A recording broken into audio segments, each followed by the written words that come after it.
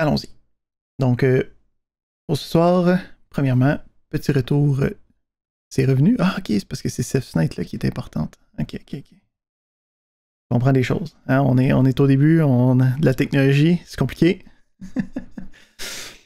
Donc, un petit retour sur la matière de la semaine passée. Donc, on avait vu les différents périphériques de stockage. Hein? Quand on parlait des périphériques de stockage, c'était pour sauvegarder des données à moyen long terme. Donc, on pouvait utiliser qu'est-ce que nous, on connaissait comme stockage, là, fait que des disques durs, des clés USB. On avait vu aussi l'historique de ces éléments-là. Donc, quand on avait parlé des disques, on avait parlé de comment ça fonctionnait. On a parlé des disques mécaniques, hein, avec ces différents disques, ces secteurs, hein, qu'il y avait une aiguille, ça tournait, c'était du magnétisme. Donc, c'était très physique. Mais dans les dernières années, les technologies de flash, hein, puis directement des transistors qui sont utilisés pour créer de la mémoire, avaient un peu supplanté majoritairement en vitesse ces différents outils-là. On avait parlé de formatage. Donc, quand on a un disque et on veut mettre des données dessus, il faut avoir ce qu'on appelle un système de fichiers, un file system. Habituellement, ça va dépendre du système d'exploitation que tu utilises. Donc, puis en gros, c'est une manière que on va classifier les fichiers. Hein, parce que quand tu as un fichier, c'est pas juste les données du fichier, il faut aussi le nom du fichier, il faut aussi l'emplacement sur le disque, la taille, et ainsi de suite. Donc, il y a plein de métadonnées qui viennent avec, qu'on n'a peut-être pas de prête. Ensuite, on avait parlé des différentes technologies de stockage qui ne sont pas des stockages locaux. Donc, on avait parlé de SAN, hein, qui était le Storage Area Network, utilisé dans des entreprises quand tu as vraiment besoin de super gros de données. On avait le NAS, que ça, c'est peut-être quelque chose que vous avez peut-être chez vous, tu peux l'acheter. Donc, un Network Attached Storage, ça devient une espèce de disque réseau, mais qui n'est pas dans ton ordi. Il n'y a pas une lettre directement d'assignée.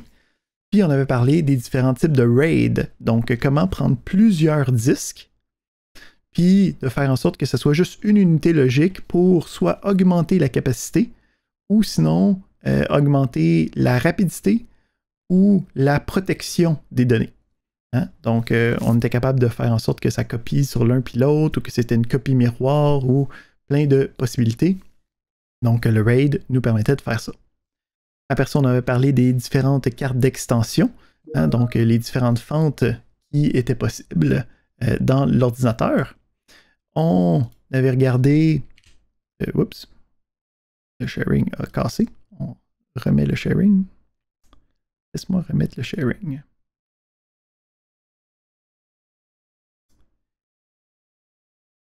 On met ça ici.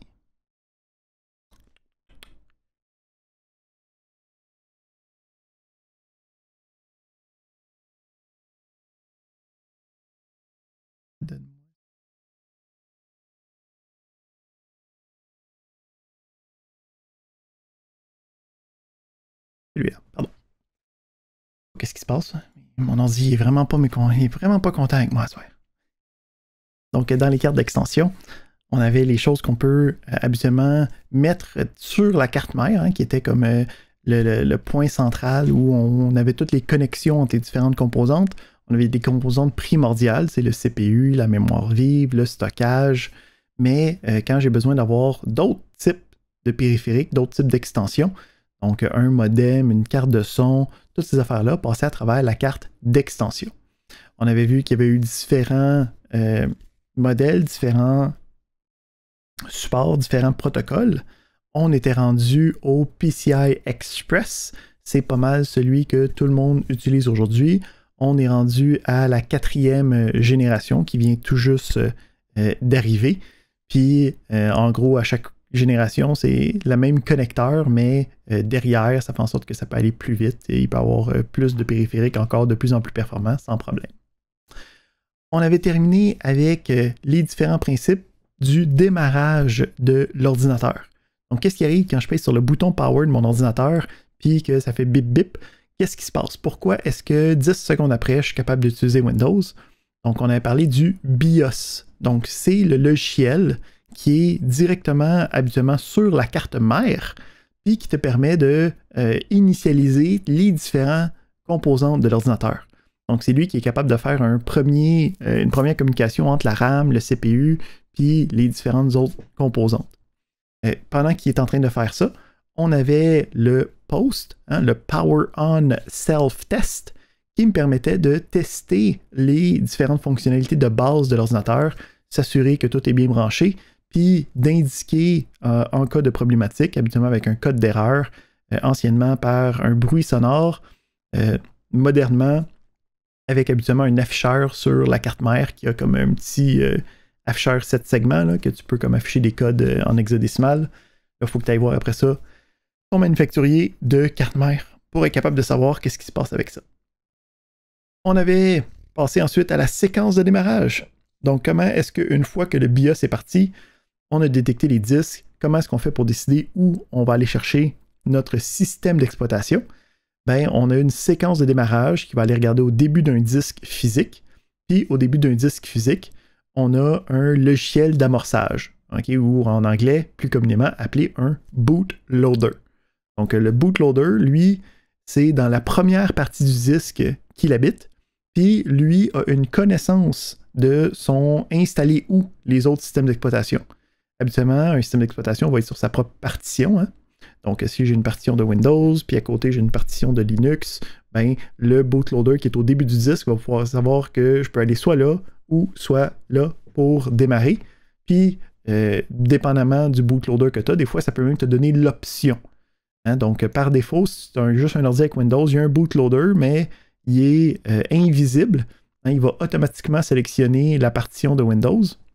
Mais quand on a plusieurs systèmes d'exploitation sur le même disque, il va avoir le logiciel va t'offrir un choix avant de s'amorcer dans le système d'exploitation. On avait finalement parlé des technologies que vous avez pratiquées dans le laboratoire, des live CD. Donc, le principe, c'est d'avoir une image. Hein, donc, on a parlé aussi des images disques. En gros, c'est d'être capable de prendre qu'est-ce qui est initialement, qu'est-ce qui était sur un disque, puis d'en avoir un fichier que je peux télécharger, que je peux écrire, que je peux déplacer. Puis on peut les utiliser, nous on les utilise dans des machines virtuelles, mais le principe c'est que tu pourrais soit écrire ça sur une clé USB ou graver ça sur un CD ou un DVD si c'est quelque chose qui existe encore dans ta vie, là, mais tu peux installer ça sur une clé USB, puis juste en utilisant la clé USB, l'ordinateur serait capable de s'amorcer normalement, d'être capable d'aller dans un système d'exploitation, puis d'être capable d'être utilisable. Souvent utilisé pour du débogage, hein, si ton disque dur il est en train de s'effondrer sur lui-même, puis tu vas essayer de récupérer les données, ben d'une manière, il faut que tu ailles un système d'exploitation pour être capable de lire le disque, puis de le transférer quelque part d'autre. Ou si tu as si tu veux hacker des choses puis faire de l'intrusion, ben c'est une autre méthode pour essayer de prendre le contrôle d'une machine en détournant la séquence d'amorçage vers quelque chose que toi, tu peux utiliser. Ça, c'est ce qu'on avait vu la semaine passée. Est-ce qu'il y a des questions, interrogations par rapport au thème général, des choses que vous avez vues durant le laboratoire qui vous ont posé des questions? Field is open. Où ça? Ben, allons-y.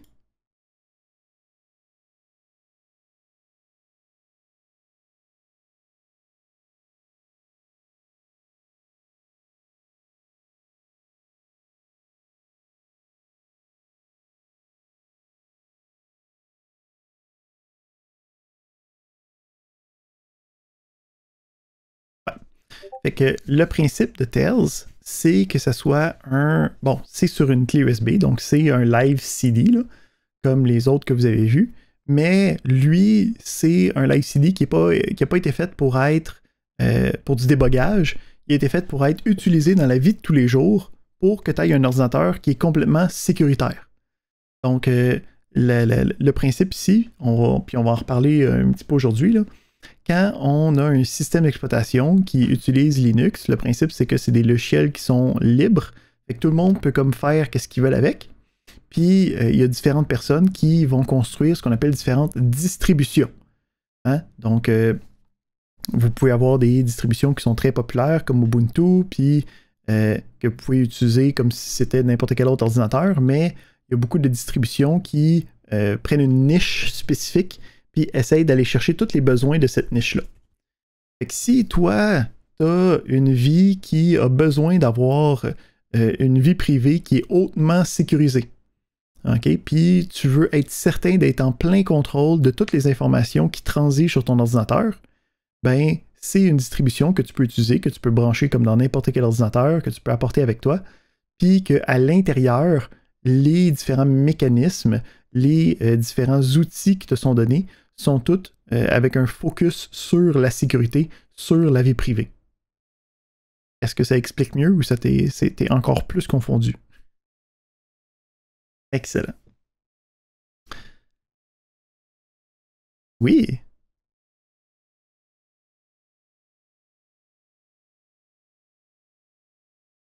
Exactement. Donc, toutes les live CD, en fait, opèrent sur le principe de copier leur contenu complet dans la mémoire vive et de s'exécuter de là.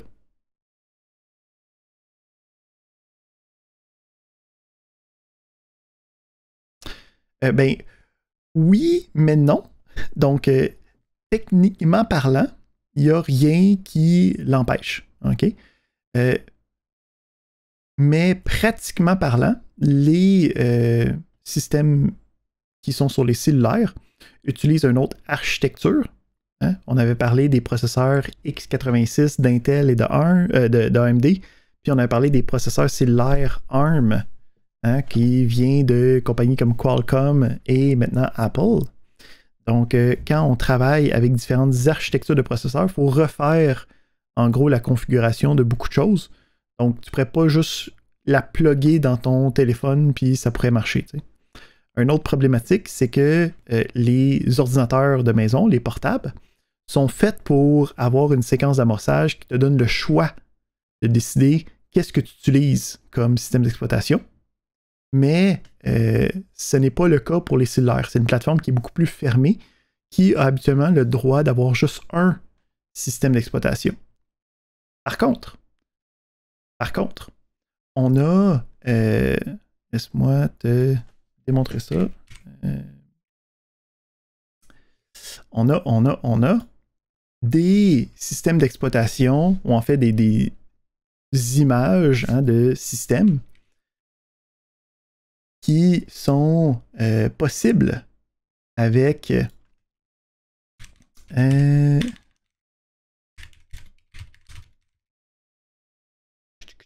je veux.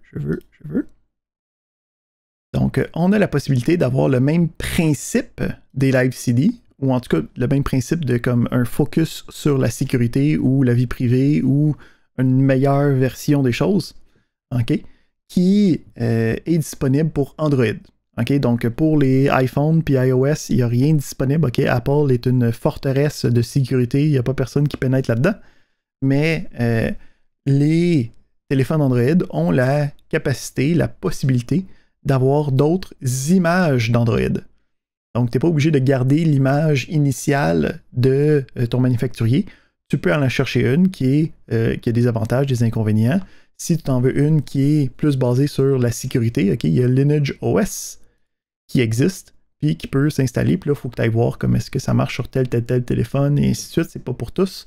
Mais il y a des options dans ce monde-là, mais c'est pas des live CD. C'est des distributions d'Android alternatives. Excellent. Donc, on va commencer la nouvelle matière de cette semaine. On va parler de la virtualisation.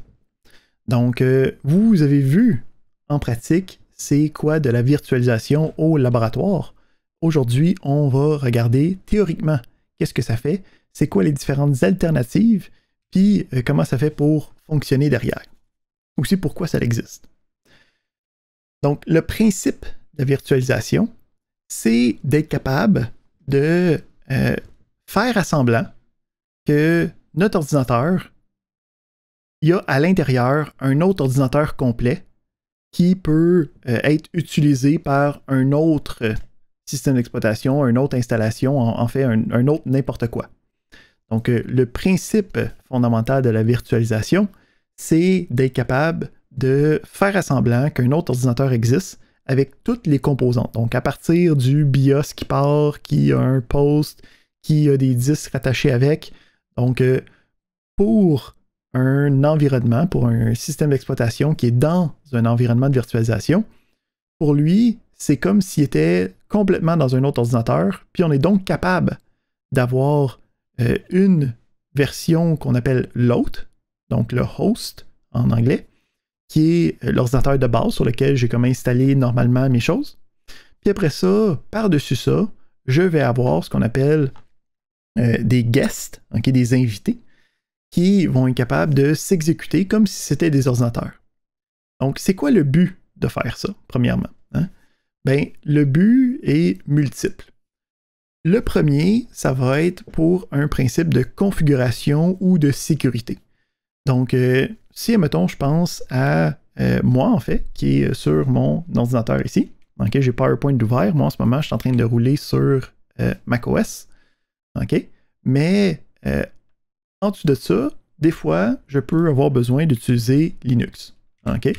Donc, ce que je peux faire, si j'ai besoin d'utiliser Linux ou Windows, je peux aller ici dans mon utilitaire qui est ce qu'on appelle un virtualisateur. Donc, ça me permet de faire des machines virtuelles. Puis, je peux dire, ben, aujourd'hui, j'ai besoin de rouler une machine virtuelle avec Ubuntu. OK? Fait que ça réussit à partir une machine virtuelle, donc ça le dit bien, c'est une machine, c'est comme si c'était une machine, c'est juste qu'elle n'est pas physique. Elle n'existe pas, je ne peux pas la tuer, elle est virtuelle. Fait qu'à partir de là, je peux aller dans ma machine virtuelle, puis j'ai un deuxième environnement complet qui est disponible, okay, à l'intérieur de mon autre système d'exploitation. Fait que si j'ai des logiciels qui marchent juste dans cet environnement-là, je peux les utiliser, même si je suis dans un autre environnement. Fait que ça, c'est pour la configuration. Deuxième principe, la virtualisation, c'est aussi utilisé beaucoup en sécurité. Donc, dans le principe de j'ai besoin de tester, admettons, la propagation d'un virus technologique. Okay? Donc, quelque chose qui s'essaye de s'attaquer à l'ordinateur. Je veux déployer le virus pour voir qu'est-ce qu'il fait, mais je veux pas que le virus soit vraiment capable de commencer à s'attaquer à l'ordinateur puis d'être capable de se propager ou quoi que ce soit. Fait qu'une machine virtuelle va être capable de créer un environnement virtuel qui va être contrôlé puis qui va être capable de laisser le virus faire ce qu'il a besoin de faire. Puis moi, je vais pouvoir être sur mon hôte, mon host, puis regarder le contenu, regarder qu'est-ce qui se passe à l'intérieur, détecter c'est quoi les vecteurs d'attaque, essayer de créer des défenses et ainsi de suite. Un autre... Oui?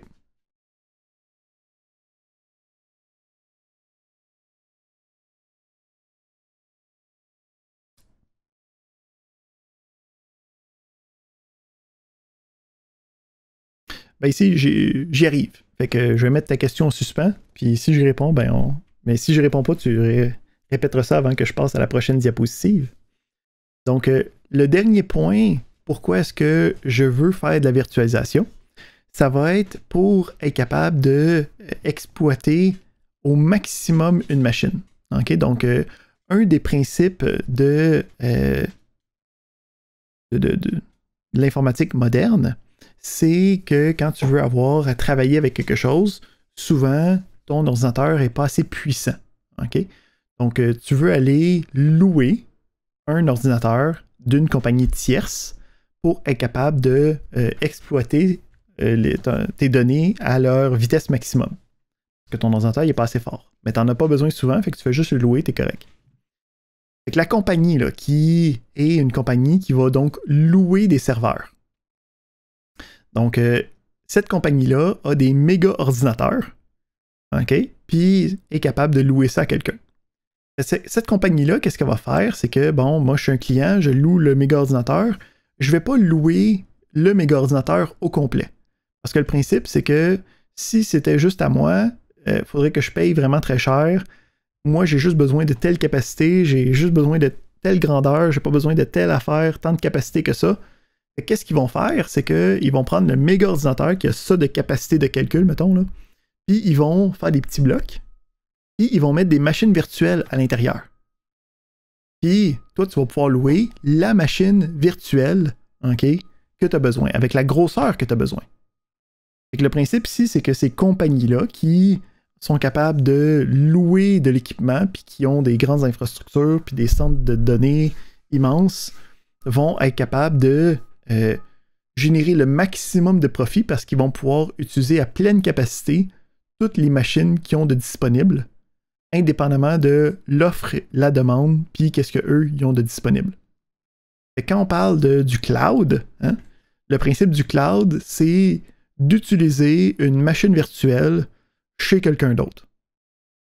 C'est vraiment ça, le principe du cloud, mais puis c'est avec des machines virtuelles, fait que tu peux le faire sur ton ordi personnel. Là. Tu peux partir 3 machines virtuelles, okay, tant que tu as la capacité de le faire avec, parce que la RAM, c'est pogné à un moment donné, là. Mais c'est ça le principe, là. Les grandes entreprises ont des méga ordinateurs avec des gigaoctets des teraoctets de RAM à l'intérieur pour pouvoir le subdiviser comme tu en as besoin. Donc, on peut ouvrir cette capacité-là à tous avec de la virtualisation. Est-ce que ça répond à ta question?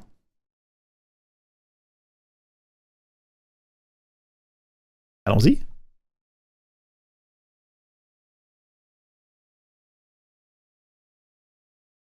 Oui, totalement.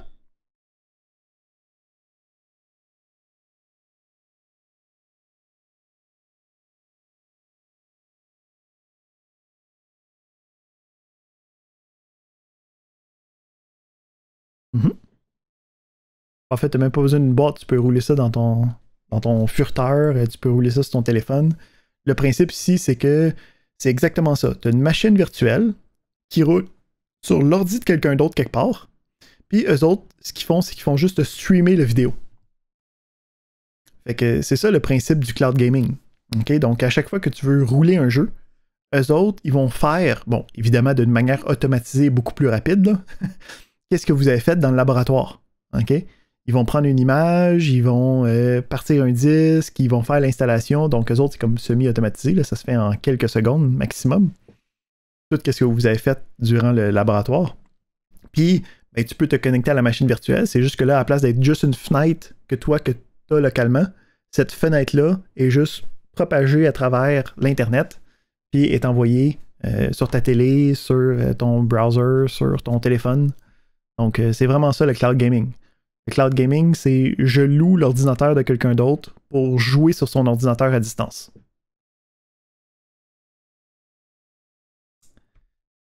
Excellent. Donc, c'est ici. Oui, ben c'est ça ici. Le but ici, c'est justement d'être capable de dire si j'ai 10 serveurs, mais que sur ces serveurs-là, je n'ai pas la possibilité de faire de la virtualisation. Puis que j'ai donc 10 clients qui veulent me louer chacun un serveur, puis chacun utilise juste 25% de la capacité de l'ordinateur.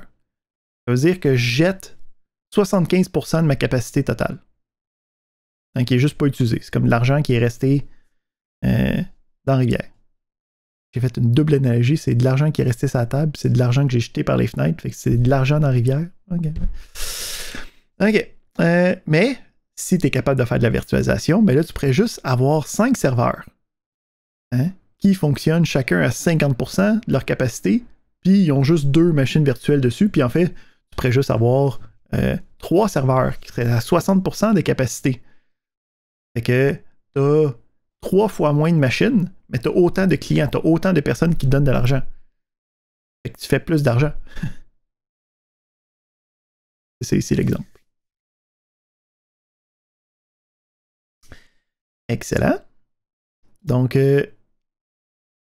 on continue, c'est pas mal qu'est-ce que j'ai dit. Donc, l'économie de matériel, bon, l'installation, donc le déploiement et migration de machines virtuelles. Donc, c'est en fait ça que j'avais donné comme exemple avec le cloud gaming. Donc, quand tu cliques dans le cloud gaming, là, tu t'en vas sur Stadia de Google là, qui te permet de jouer à distance à des jeux. Tu cliques sur Play. Ben, eux autres, derrière, il y a un ordinateur quelque part dans le monde qui part une machine virtuelle avec le jeu que tu veux avoir, puis lui, il va te streamer les informations. tout ça à l'intérieur d'une vingtaine de secondes. On peut donc utiliser de manière optimale les ressources d'un parc de machines. Donc, imagine ici que quand on parle de l'info nuagique, c'est ça le principe. L'info nuagique, c'est j'ai une compagnie qui a décidé d'acheter 10 000 ordinateurs et qui veut louer le plus possible ces ordinateurs-là. Donc, quand on parle de Microsoft Azure ou si vous voyez des annonces pour AWS, les Amazon Web Services ou le Google Cloud Platform, donc toutes ces différentes compagnies-là, c'est des compagnies qui ont juste un paquet d'ordinateurs qui font rien quelque part dans un rack, dans une grosse bâtisse, puis ils veulent louer cette machine-là à quelqu'un pour qu'il puisse charger la personne pour l'utilisation. Fait que c'est utilisé aussi dans les tests de logiciels. Donc, si vous continuez à génie logiciel, le principe, c'est que si vous avez fait tout ce CA09, là, vous avez vu le principe que la programmation, c'est difficile. On veut tester le plus possible qu'est-ce qu'on est en train de faire. Ben, aujourd'hui, on est rendu que les tests sont automatisés. En gros, tu écris ton code, puis tu dis, ben j'ai fini de travailler aujourd'hui, puis là, c'est automatiquement pris ce code-là, c'est envoyé dans une machine virtuelle qui essaie de rouler ton programme de manière automatisée, ça essaye plein d'affaires, puis ça te génère un rapport qui t'est directement envoyé pour être capable de savoir comme est-ce que ça a bien marché ton affaire, t'as-tu, comme diraient si bien mes professeurs, codé comme un cochon ou pas. D'autres différents intérêts, donc je parlais ici de la sécurisation ou l'isolation, dans le cas de exploitation de virus et ainsi de suite, très utilisé dans le monde de la sécurité. Il va aussi, donc, pas mal toutes ces affaires-là. On a rendu aujourd'hui même de la location de capacité de calcul qui est encore plus granulaire que juste un ordinateur. Donc, dans les derniers fournisseurs d'info nuagique, le principe ici, c'est que tu n'es même pas obligé de louer l'ordinateur au complet, tu n'es même pas obligé de louer la machine virtuelle. Tu peux juste louer, fais-moi juste une compilation d'un programme. Ou fais-moi juste un serveur web. Ou fais-moi juste une plateforme de WordPress. Donc, tu peux même avoir de la virtualisation qui est à un niveau applicatif à ce point-ci. Parce que plus tu automatises, plus tu es capable de faire des choses rapidement, plus tu es capable de donner des services. Et c'est un domaine qui est grandement en expansion. Donc, ça avance à une vitesse de feu. Pas mal. On va parler ici des différentes techniques de la virtualisation. Fait que là, c'est comme on a vendu la virtualisation. Là. La virtualisation, c'est cool. La virtualisation, c'est quelque chose qu'on a besoin. Il y a différentes techniques d'implémentation de la virtualisation. Là, ici, on parle comment est-ce que l'ordinateur qui veut faire de la virtualisation va être capable de le faire. Donc, c'est quelque chose qu'on peut comprendre par rapport à qu'est-ce qu'on peut faire localement. Là. Donc, on a plusieurs techniques de virtualisation. La première est la moindre. Donc, contrairement à l'habitude, la première, c'est en fait une qui est une technique de pas vraiment la vraie virtualisation. Donc, quand on fait de la virtualisation, il y a certains inconvénients qui sont implicites de partir une deuxième machine, même si elle est virtuelle, il y a certainement un coût de performance. Donc, les processeurs, ils ont maintenant des technologies intégrées pour faire de la virtualisation. Le coût est moindre qu'auparavant. Donc, on parle de 5 habituellement % de performance, de perte de performance dans les machines virtuelles. Mais si tu as besoin d'aller chercher tout le jus que tu peux, des fois, c'est pas une situation que tu peux accepter. Ou il y a aussi des problèmes plus techniques. Donc, quand vous avez créé votre machine virtuelle, il fallait lui assigner une partie de votre mémoire vive. Donc, cette mémoire vive-là était complètement assignée à la machine virtuelle. Tu ne pouvais pas le partager entre les deux. Donc, des fois, tu peux manquer de mémoire vive ou ton application a besoin de presque toute la mémoire vive que tu as de disponible. Donc, ce n'est pas possible de faire de la vraie virtualisation. Pour être capable de faire ça, Ben, pour être capable de régler cette problématique-là, de vouloir avoir les principes de la virtualisation, mais de ne pas être capable de faire de la vraie virtualisation, on a ce qu'on appelle des isolateurs. Okay? Donc maintenant, c'est devenu synonyme avec ce qu'on appelle les technologies de conteneurs. Donc le principe, c'est un micro-environnement. Donc ça roule quand même sur ton système d'exploitation normal, mais ça permet de rouler des applications dans un environnement isolé, qui n'est pas accessible du restant des applications. Fait qu'on a différentes logiciels d'isolation. Les grandes, ceux-là que vous allez sûrement voir un moment donné dans votre vie si vous continuez quelque part dans l'informatique, ça va être Docker. Donc Docker, c'est vraiment la technologie, puis son grand frère, là, qui s'appelle Kubernetes. Donc ces deux noms-là, c'est des noms que vous allez revoir et revoir et revoir, qui va être le principe de, bon, j'ai mon matériel, hein? Donc quand on parle du matériel, ici on parle de la machine physique. Après ça, j'ai l'hôte, hein, le host, donc c'est en gros le logiciel de base. Fait que le Windows que j'ai en ce moment ou le macOS que j'ai en ce moment, l'affaire qui roule quand je paye sur Power, physiquement sur mon ordinateur. Puis j'installe donc un logiciel spécifique qui me permet de faire une isolation. Puis une fois que j'ai installé ce logiciel spécifique-là, je peux commencer à aller installer des applications spéciales à l'intérieur de ces environnements-là. Puis ces environnements-là n'auront pas de communication, okay, avec le monde extérieur. Donc ça ne sera pas capable de communiquer avec le monde extérieur. Parfait. Oui.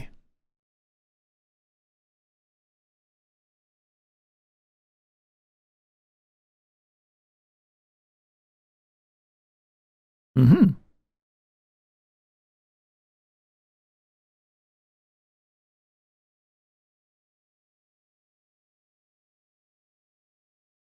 Ben, en fait, c'est que quand on fait de la virtualisation, ça, tu ne peux pas partager entre une machine virtuelle et l'autre la mémoire vive.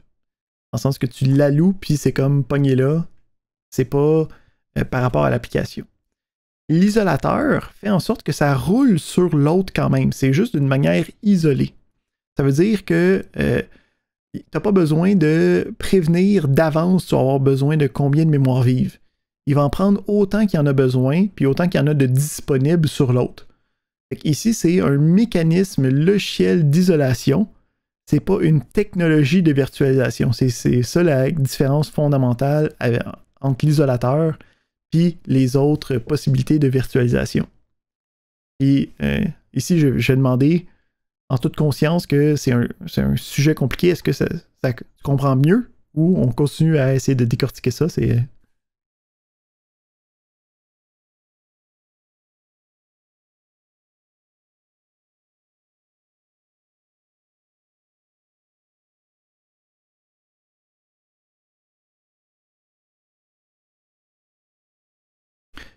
Oui, c'est l'isolateur qui va jaser avec le reste. Fait que le principe, c'est que, admettons, j'ai mon isolateur ici, OK?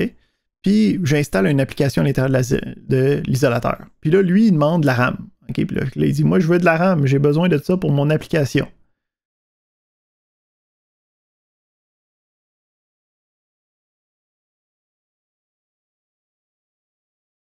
Exactement, exactement. Mais ça devient comme n'importe quel autre programme. C'est exactement ça. Tu as tout compris. Excellent. Donc, ça va avec ça. Parfait. Donc, on va regarder une deuxième technique d'isolation qui est très peu utilisée, qui est d'avoir ce qu'on appelle des noyaux en espace utilisateur. Donc, des noyaux, ce qu'on appelle en user space. C'était Samuel qui vient de parler, il avait la main levée, je sais pas si... OK. Je vais la baisser, excellent. Donc, on a ensuite deuxième technique, mais celle-là aussi, elle est moindre. Puis, c'est pas non plus de la vraie virtualisation. C'est un peu le même principe que l'isolateur, mais c'est fait à un niveau qui est à même le système d'exploitation. Fait qu'à place d'installer un logiciel qui me permettrait de faire une isolation, c'est le système d'exploitation qui va m'offrir deux environnements différents, puis les deux environnements ne se connaissent pas. Donc, ça a été essayé quelques fois. Okay? Donc, il y a des exemples ici, là, mais si tu fais des recherches de ces affaires-là dans Google, là, tu ne trouveras pas tant de liens que ça. Là. Okay? Ce n'est pas des choses qui sont utilisées dans la vie courante. C'était un essai technologique qui s'est avéré désastreux. Parce que ça apporte peu d'avantages puis beaucoup d'inconvénients. En fait, cette solution-là a été développée avant que les technologies de virtualisation existent. Donc, c'était comme une première version de l'isolateur qui s'est avéré un échec. Donc, ça existe, mais des fois, c'est le fun de voir que c'est pas toutes des choses qui marchent, qui existent dans le monde. Là. Il y a eu beaucoup d'échecs dans le monde informatique. Où c'est qu'on pensait avoir la bonne solution, mais en fin de compte, on l'avait pas pantoute. Excellent, on continue avec ça. On regarde ensuite les virtualisateurs, les vrais. Donc, on va avoir des virtualisateurs de deux types, okay, qu'on appelle de type 1 puis de type 2. Donc, les virtualisateurs de type 1, leur principe, c'est qu'on a ce qu'on appelle un hyperviseur sur le matériel. Donc, on a encore la patente physique. Là. Puis ensuite, on a ce qu'on appelle un hyperviseur. Un hyperviseur, c'est un mini OS. OK? Donc, le principe de l'hyperviseur, c'est d'être un système d'exploitation, mais à sa forme la plus basique possible, qui n'est pas vraiment capable de rien faire normalement. Puis, la seule chose que c'est capable de faire comme système d'exploitation, c'est d'être capable d'installer d'autres systèmes d'exploitation par-dessus. Donc, le principe ici, c'est que c'est comme qu'est-ce que vous avez fait sur VirtualBox, OK? Mais c'est les mêmes technologies ultimement, mais à la place d'avoir un host qui prend plein de contrôles, puis qui prend plein de logiciels, puis qui prend plein de ressources, l'affaire qui gère les différentes machines virtuelles est très, très, très minime. Donc, le système d'exploitation de base, c'est même presque, on peut même pas l'appeler de même parce qu'il n'y a pas assez de fonctionnalités. Là. Donc, on appelle ça l'hyperviseur. Le principe, c'est que c'est lui qui va y avoir différents éléments par-dessus. Et ici... Donc, on demande c'est quoi le terme pour hyperviseur. C'est un hypervisor, littéralement. Donc, fait juste changer EUR par OR, puis et voilà, c'est réglé. On a donc une première technologie de type 1. On peut voir ici, il y a différents outils qui nous permettent de faire ça. Donc, ces différents logiciels-là, c'est habituellement des choses que, quand on parlait là, justement des compagnies qui vont essayer de louer leurs ordinateurs, c'est le genre de logiciels qu'ils vont installer sur les ordinateurs physiques. OK? Donc, on a plusieurs compagnies. Les grosses compagnies qui sont là-dedans, tu as VMware puis Oracle. On a Microsoft qui a une technologie semblable, mais qui n'est pas aussi performante là, parce que c'est pas vraiment leur domaine. Puis on a aussi une technologie qui est basée sur Linux, qui est le KVM et Xen. Fait que les hyperviseurs de type 1, c'est vraiment d'être capable d'aller chercher des machines virtuelles les plus performantes possibles, en sacrifiant l'utilisation normale de l'ordinateur. Si on n'est pas prêt à sacrifier l'utilisation normale de notre ordinateur, on a un deuxième type de virtualisation qui est l'hyperviseur de type 2. Donc, l'hyperviseur de type 2, c'est ce que vous avez utilisé. Okay? Donc, on peut voir ici, on a VirtualBox qui est dans la liste des exemples. Fait que le principe, c'est que, bon, on a le matériel, on a notre hôte, notre host, qui est le système d'exploitation sur lequel on a installé VirtualBox. Donc, on a ici ce qu'on appelle un émulateur, mais ici, c'est pas de la vraie émulation, c'est de la virtualisation, là, mais c'est un logiciel que tu installes par-dessus ton host. Puis c'est celui-là qui est capable de gérer les différents systèmes d'exploitation que tu essaies de faire rouler par-dessus. Donc, le principe de celui-là, c'est que tu es capable de faire tout ce que le type 1 est capable de faire, mais puisque tu as un layer de plus, là, OK? Donc ici, là, il y a une couche de plus, ça fait en sorte qu'il y a une perte de performance qui va venir avec ça. Ça veut dire que le guest, hein, l'OS invité, ne sera pas capable d'être aussi performant que qu'est-ce qu'on avait pu voir dans l'hyperviseur de type 1, qui a seulement une mini-couche pour être capable de directement avoir le guest OS par-dessus en dessous. Donc, avec ça, ça nous fait un petit premier tour sur la virtualisation. Comme je l'ai dit, c'est vraiment différent. Hein? Qu'est-ce que vous avez fait en lab? C'était vraiment beaucoup plus pratique. Vous avez vu que la virtualisation, ça existe, que ça marche, ça fait des choses. Puis là, on voit que qu'est-ce qui se passe derrière? Là? Pourquoi est-ce que c'est comme ça? Excellent. Donc, on va regarder une introduction au système d'exploitation dans notre deuxième partie de cours. Mais oui.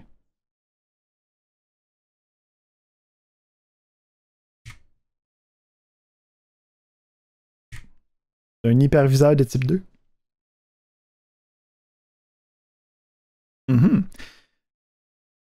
Pour le type 2, certainement. L'avantage du type 2, c'est que tu as le droit d'avoir un hôte qui est utile, qui est capable de faire autre chose que de juste rouler des machines virtuelles. Ce qui est le cas pour ton ordinateur personnel. Hein? Tu veux pas que ton ordinateur personnel il soit juste capable de rouler des machines virtuelles, ça serait problématique. Parce que tu serais pas capable d'utiliser ton ordinateur normalement.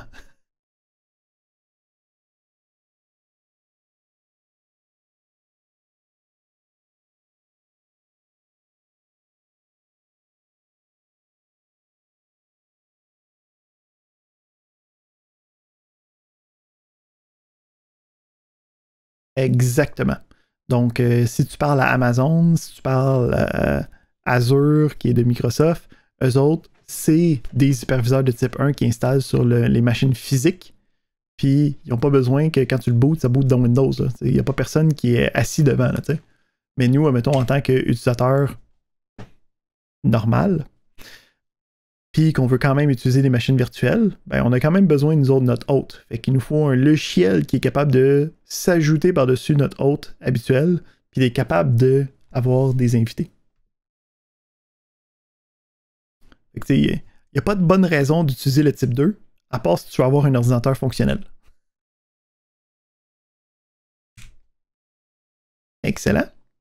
Donc, avant de faire ça, on va se prendre une petite pause. Donc, on va prendre, mettons, 5 minutes, là. 5 minutes. All right. Nous sommes de retour. On peut donc continuer dans nos connaissances d'informatique. On va regarder l'introduction aux différents systèmes d'exploitation. Donc, on parle depuis le début, là, tout le temps du système d'exploitation. OK, tu installes les systèmes d'exploitation sur le disque, tu as différents systèmes d'exploitation, ça dépend des compagnies. Fait que là, la question, c'est quoi un système d'exploitation? Qu'est-ce que ça fait? C'est quoi les historiques de chacun? Pourquoi est-ce que j'aurais besoin d'en utiliser un ou un autre? Qu'est-ce qui se passe avec ça? Fait que, première chose, c'est quoi un système d'exploitation? Fait qu'un système d'exploitation, premièrement, c'est un logiciel, hein? Donc on ne parle plus de matériel. On parle de quelque chose que quelqu'un a codé. Hein? Donc c'est des lignes de code qui sont exécutées pour faire quelque chose de spécial. Puis qu'est-ce que ça va nous permettre de faire comme logiciel? Ça va être en fait le premier vrai logiciel qui est fourni à l'ordinateur. Donc, le principe de ce logiciel-là, c'est d'être capable de faire de la communication avec les différentes composantes physiques de l'ordinateur. Donc, quand on parle de communication entre différents éléments, on va appeler ça des interfaces.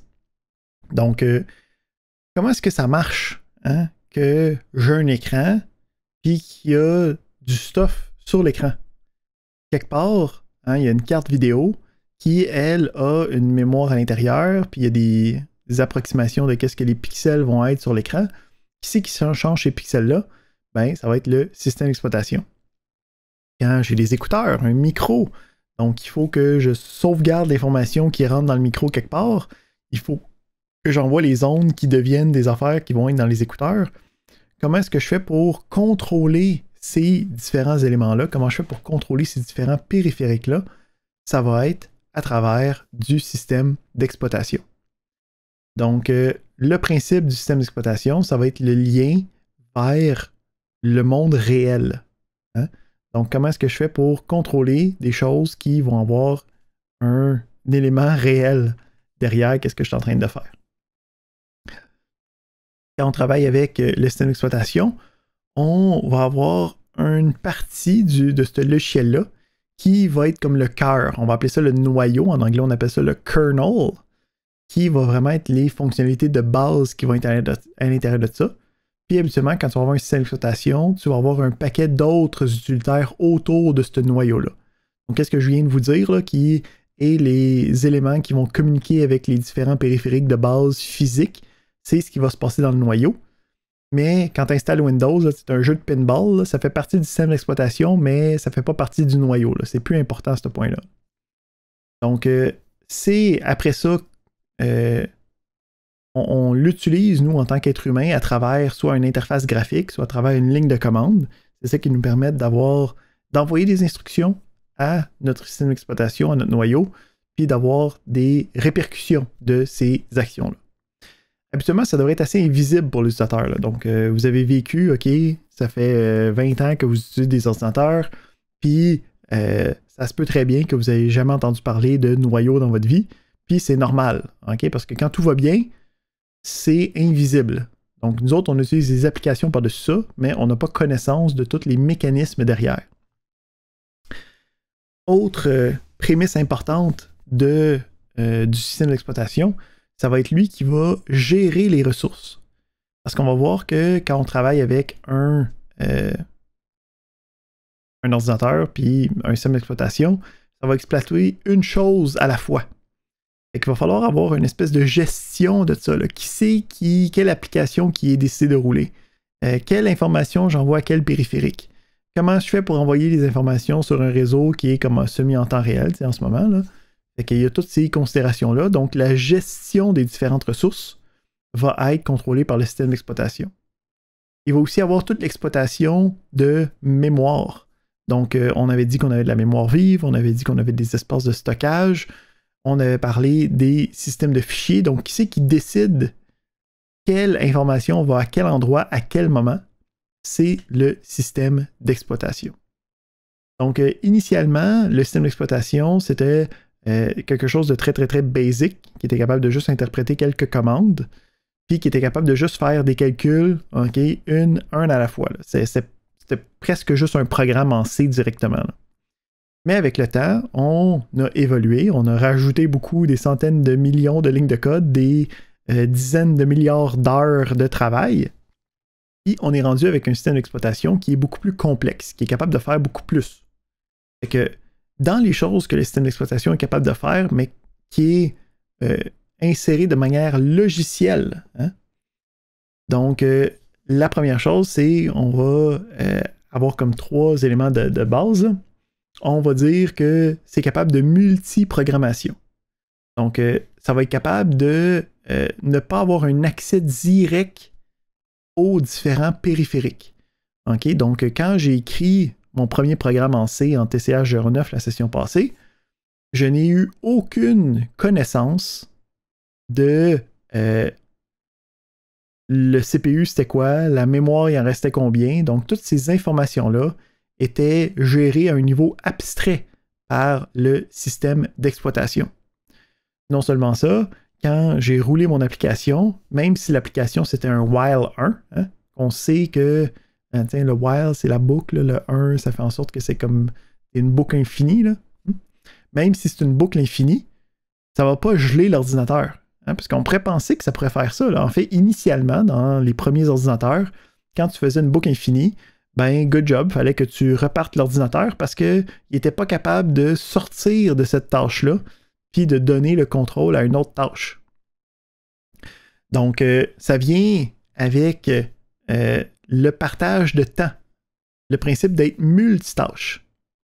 Donc, quand on travaille avec des logiciels sur notre ordinateur, ultimement, l'exécution se fait de manière séquentielle. Hein? Donc, c'est la même chose que notre programme en C. Mais là, tu vas me dire, ben là, c'est pas vrai ça, Hugo, là, t'es un espèce de menteur, là. Moi, j'utilise Zoom, puis en même temps, j'utilise Word, puis je suis sur Facebook, puis comme j'ai plein d'applications ouvertes en même temps, puis ils fonctionnent toutes en même temps. Le principe, c'est que c'est pas vraiment en même temps. C'est tranché en espace de temps, OK? Par ce qu'on appelle un ordonnanceur. Puis lui va décider que ben, Facebook, il a ça pendant 40 nanosecondes. Puis après ça, ben, Zoom, il a ça pendant 60 nanosecondes.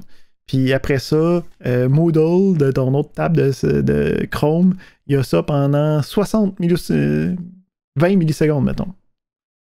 Mais le principe, c'est que ça se fait tellement rapidement, ça se fait tellement d'une manière non perceptible à l'être humain, que nous, on pense que ça roule tout en même temps.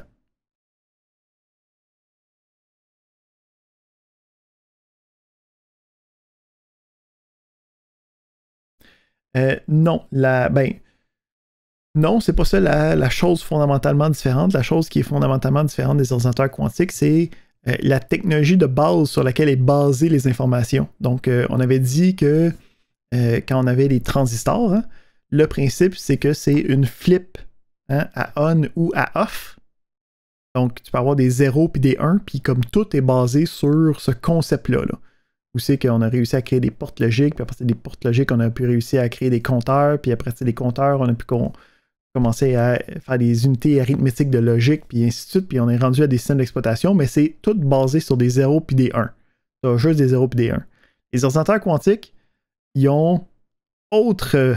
Il y a 0, 1 et autre. Donc, puis ça a beaucoup d'implications. Là, je simplifie beaucoup la chose parce qu'on pourrait en parler pendant un méchant long bout. Là. Mais le principe ici, c'est que l'unité de base va venir faire en sorte que c'est pas nécessairement plus multitâche ou que c'est en même temps. Ça va quand même faire une opération. C'est que l'opération peut avoir plus que seulement 2 états. C'est ça la version, je t'en parle pendant 1 minute. OK. Fait que on a le principe de multitâche, donc il faut comprendre que l'ordinateur, il roule, OK, pas vraiment les choses en même temps. Il va juste faire assemblant, puis il va les rouler tellement vite que nous, on ne s'en aperçoit pas. On va aussi avoir une notion importante là, à comprendre que ça ici, ça peut quand même causer des problèmes. Donc, on a un principe de temps réel. Donc, quand on a des applications en temps réel, habituellement, c'est pas une spécification qui est fixe, c'est pas un standard quelconque. C'est juste un terme qui est utilisé pour dire que, ben, tu sais, des fois, là, ton ordi, il va plus lent. Hein? C'est comme pas de ta faute, ou en tout cas, il y a peut-être un logiciel qui marche mal ou quoi que ce soit, puis qui prend plus de temps que le reste, puis ça cause qu'il y a des problématiques, okay, que Zoom peut commencer à être saccadé ou des choses comme ça. Donc, même si le temps de réponse est très rapide, c'est pas garanti. Donc, on a un niveau plus haut que ça, là, que qu'est-ce que nous, on est capable de faire dans le multitâche, qui s'appelle le temps réel. Puis en gros, le temps réel, ce que ça dit, c'est que l'application est garantie de répondre dans un certain temps. Si ce n'était pas le cas, habituellement, il y a quelqu'un qui meurt. Fait qu'il existe, okay, certains systèmes, des systèmes d'exploitation comme beaucoup plus spécifiques, là, qui n'auront pas de partage de temps, qui n'auront pas du multitâche normalement, qui va être utilisé pour, mettons, genre les différents systèmes d'exploitation qui est dans un ordinateur de vol d'avion. Hein? Donc, à ce moment-là, si à un moment donné, il y a une routine qui prend un petit peu plus de temps, ben, il y a du monde qui peuvent mourir. Fait que c'est pas une option, on ne fait pas ça. Donc, le principe de multitâche, c'est utilisé pour quand c'est pas grave, s'il y a quelque chose qui prend plus de temps qu'un autre. Fait que si à un moment donné, je suis 1 seconde en retard sur mon audio sur Zoom, n'y a pas personne qui va mourir de ça. On a aussi le principe de multi-utilisateur. Hein? Donc, on est capable d'avoir des informations qui sont stockées, d'avoir des configurations, des profils qui sont capables d'être partagés. Fait qu'on est capable d'isoler cette information-là entre plusieurs personnes.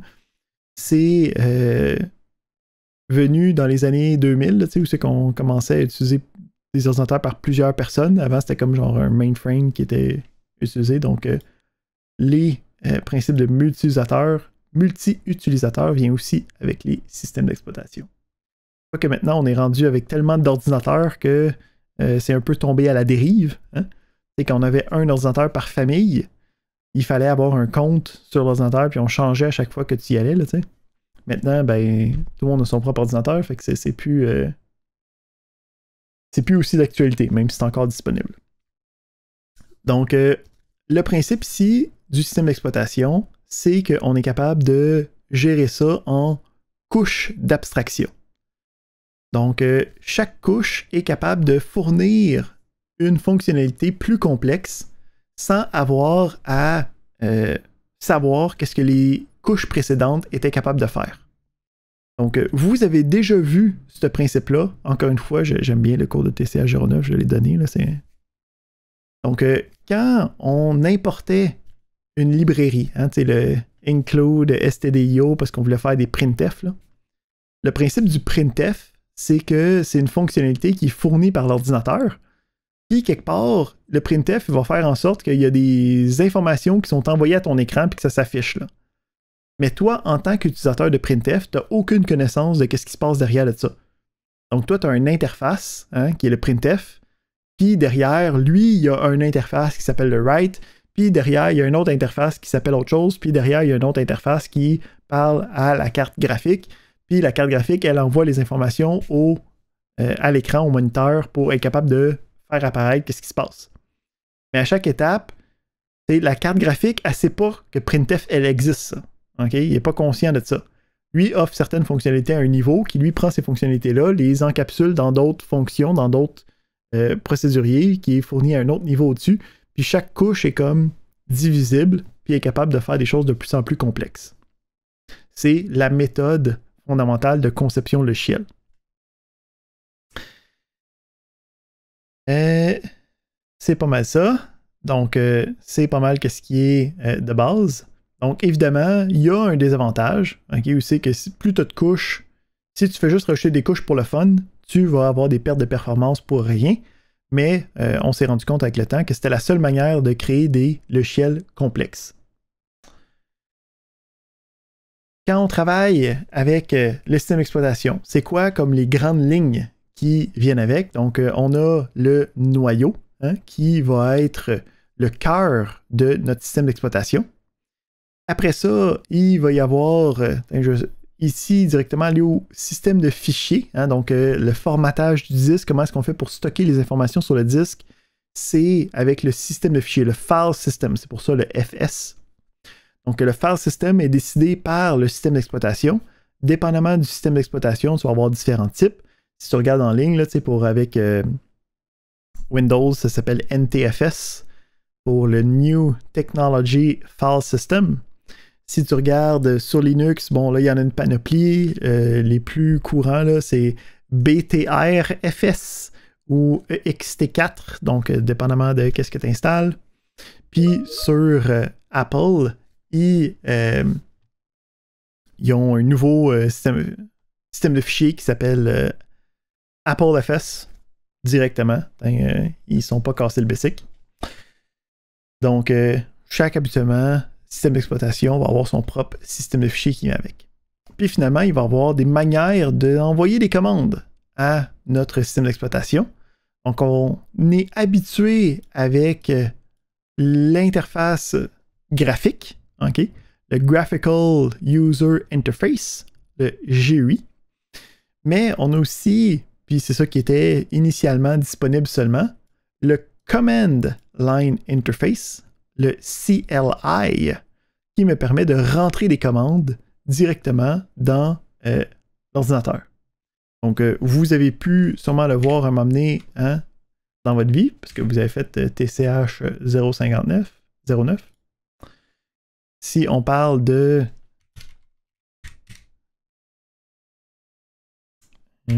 ici, et on regarde quelque chose de même, OK? Donc ici, j'ai ce qu'on appelle un terminal.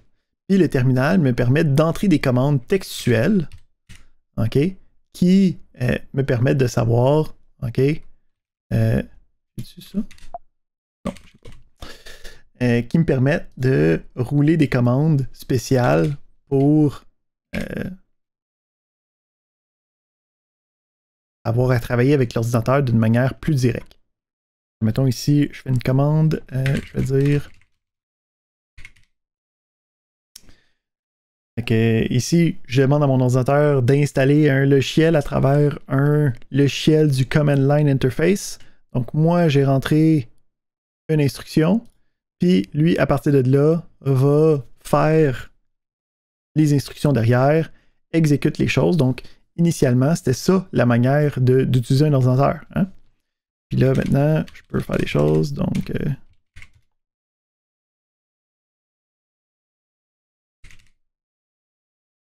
donc, je peux rouler des programmes. Ça fait des choses extrêmement pertinentes, comme faire une vache qui dit allô.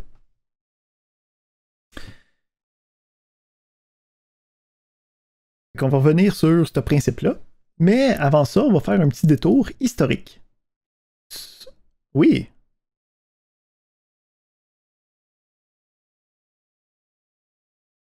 En fait, c'est un Easter egg des lignes de commande. Donc, c'est une application connue qui s'appelle CowC. Si tu marques CowC, c'est reconnu. Il y a des recherches Google. C'est un petit logiciel de l'invite de commande que tu peux utiliser pour rigoler. On va faire un petit détour historique sur les différents systèmes d'exploitation, qu'est-ce que ça implique, pourquoi ça existe. Donc, on va commencer avec le plus répandu, qui est Linux. OK? Donc, le principe, c'est que Linux, c'est un système d'exploitation qui est libre de source. Ça veut dire que tu peux aller trouver le code source de Linux sur le web. Donc, en fait, si, admettons, on regarde ça, on s'en va sur une page web, puis on dit linux.org. C'est pas la bonne place. C'est kernel. Non? Kernel.org? Kernel.org. OK. Donc, tu as les différentes versions du logiciel, puis si ça me tente, là, je peux aller dans le logiciel, puis aller voir, OK, comment ça marche à l'intérieur de ce logiciel-là. OK? C'est écrit en C. Merveilleux C. Donc, on peut voir ici, c'est des choses qu'on reconnaît. OK? On a des fonctions avec des paramètres d'entrée. OK? On a des pointeurs. On a des types définis. Donc, tout est codé en C à l'intérieur du kernel de Linux.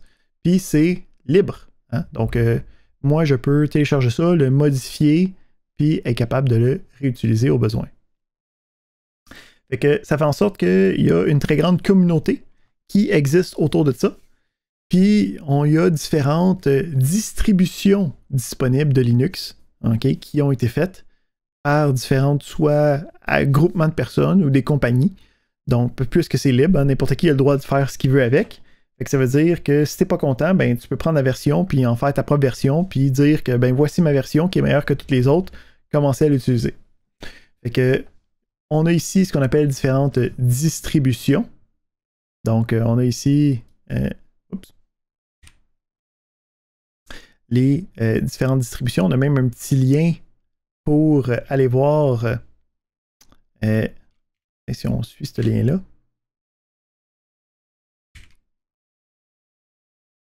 L'arbre, un peu l'arbre généalogique des différentes distributions. OK?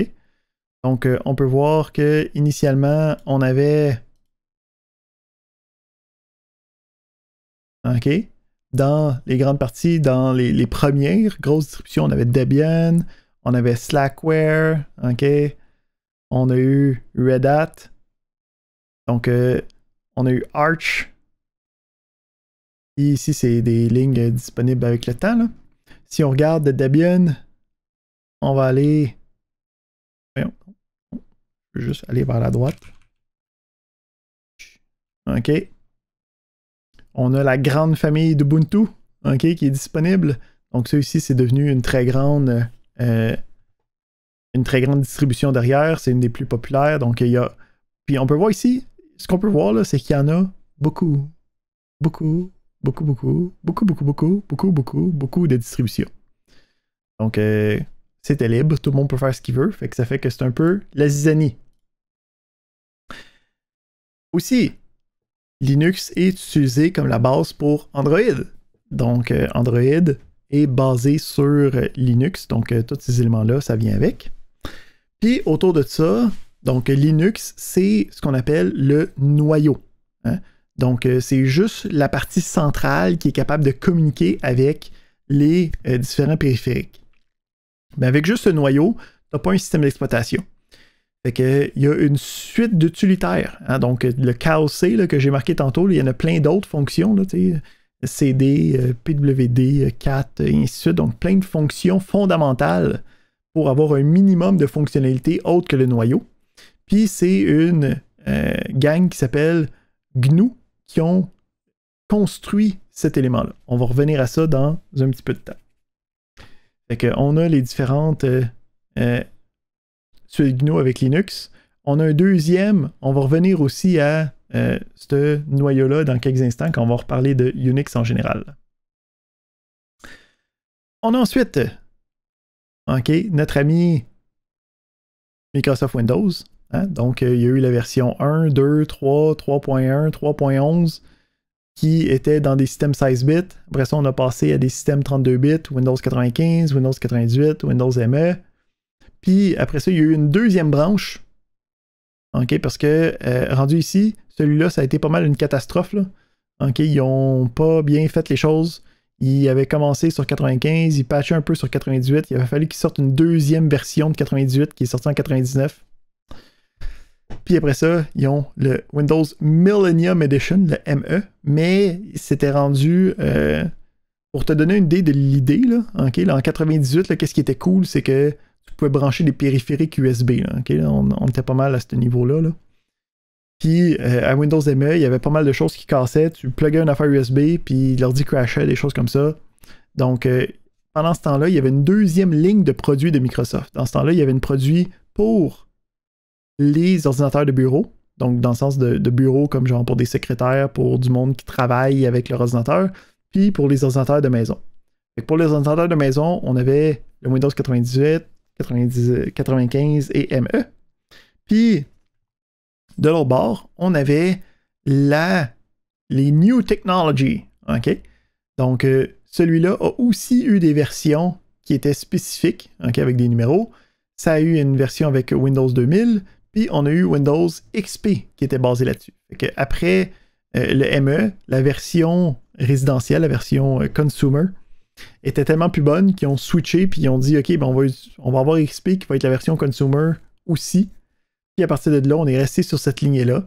Donc, on a eu Windows Server, Vista, 7, on a eu 8 aussi, là, qui est juste pas dans la liste. Mouton noir. Puis on est rendu avec Windows Server 2018. On est encore avec la version de Windows 10. Ils ont décidé que Windows 10, c'était la dernière version de Windows, puis qu'il allait juste la mettre à jour continuellement tous les 6 mois, toutes les années, avec des mises à jour ponctuelles. On va voir si ça reste avec les années ou pas, cette prémisse-là. Certainement. C'est une excellente question. Donc ici, c'est une raison assez loufoque, mais il y a une raison. Fait que le principe, c'est qu'il y a beaucoup de logiciels qui regardaient les versions de Windows pour savoir est-ce que le logiciel était compatible avec cette version de Windows-là.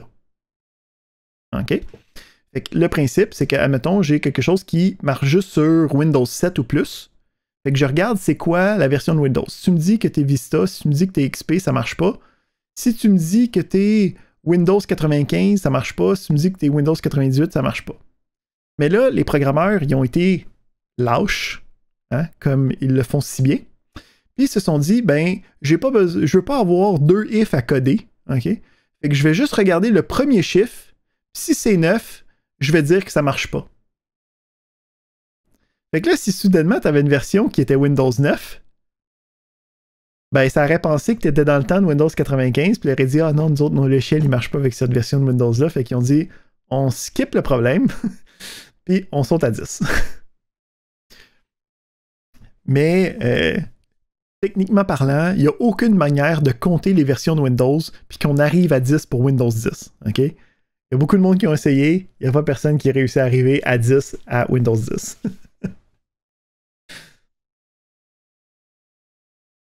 Excellent. Au moins pour Windows 7, hein, parce que tu sais, la question se pose, si on a eu 7, 8, OK, le 9, mais pourquoi est-ce qu'on a commencé à 7? Hein? C'est quoi la prémisse de la chose? Ben, la prémisse, c'est par rapport aux différentes versions du noyau. On peut voir ici qu'on a la version, là, au début, il était très ingénieur, là, puis il faisait juste nommer la version de leur logiciel par rapport à la version du noyau. Fait qu'on était rendu à 4, OK? Pour 2000 et XP, c'était la version 5. Pour Vista, c'était la version 6. Fait qu'on était rendu à la version 7 du noyau, rendu à ce moment-là. C'est pour ça qu'on a Windows 7, ça fait plus de sens. Mais à Windows 10, là, c'était vraiment juste pour sauter puis ne pas avoir des problématiques. Et voilà. Ensuite, dans les autres affaires qui sont intéressantes, on avait une autre version de Windows qui est une version mobile, OK, qui s'appelle le Compact Edition. Donc, il y a eu des... dans le début des cellulaires, là, avant que des cellulaires, ça soit comme utile, là, OK? Dans le temps qu'il y avait des claviers sur les cellulaires, là, directement, là, il y a eu des versions de Windows qui avaient été développées pour ça. Donc, c'était une autre branche complètement. OK, où c'est qu'il y a eu le 1, le 2, le 3, puis après ça, encore une fois, ils ont comme skippé des chiffres, ils ont donné des noms autres, parce que, en informatique, le nom des choses, c'est difficile. Fait que, quand tu regardes dans Windows, si tu t'en vas chercher là, dans les fichiers de ton ordinateur, là, si tu t'en vas dans C, Windows, puis Système, là, tu vas voir les différents noms des kernels possibles. OK? Donc, si tu regardes, là, les noms des noyaux là, sont disponibles, OK? Avec le NTOS kernel, puis avec les autres différents qui viennent avec, là. Donc, c'est des exécutables, les noyaux. C'est ça qui roule sur ton ordinateur en tout temps.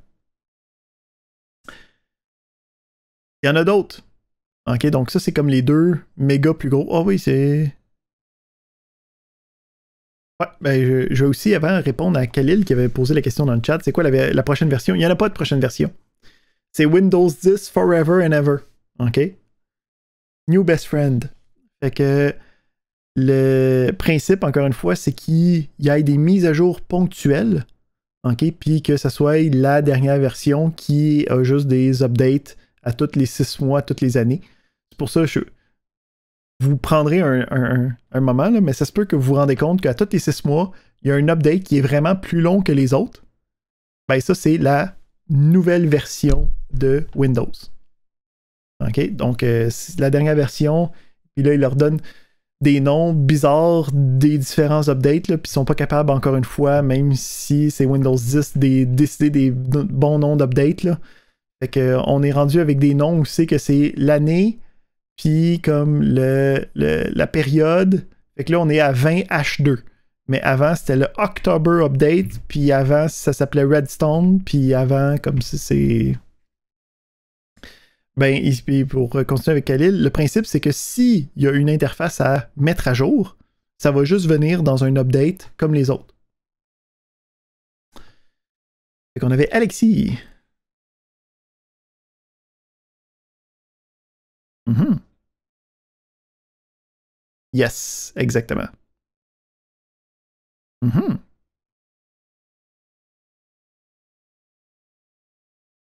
Effectivement. Donc, c'était un dérivé de la version de bureau. Donc, dans le monde de Windows 8, 8.1 plus particulièrement, et 10, ils ont pris ces noyaux-là, puis après ça, ils les ont adaptés pour des cellulaires.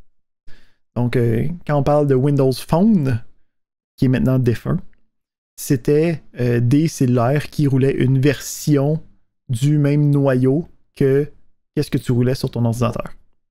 En fait, il y a eu un gros push de Microsoft pour avoir une centralisation justement des différents systèmes d'exploitation.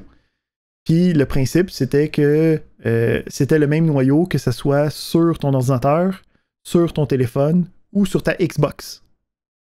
Fait que la Xbox One a aussi un dérivé de Windows 10. Donc le noyau à l'intérieur, c'est le même noyau que roule sur ton ordinateur. Après ça, l'interface qui vient par-dessus est différente, mais le noyau est codé par... c'est les mêmes lignes de code, tu sais.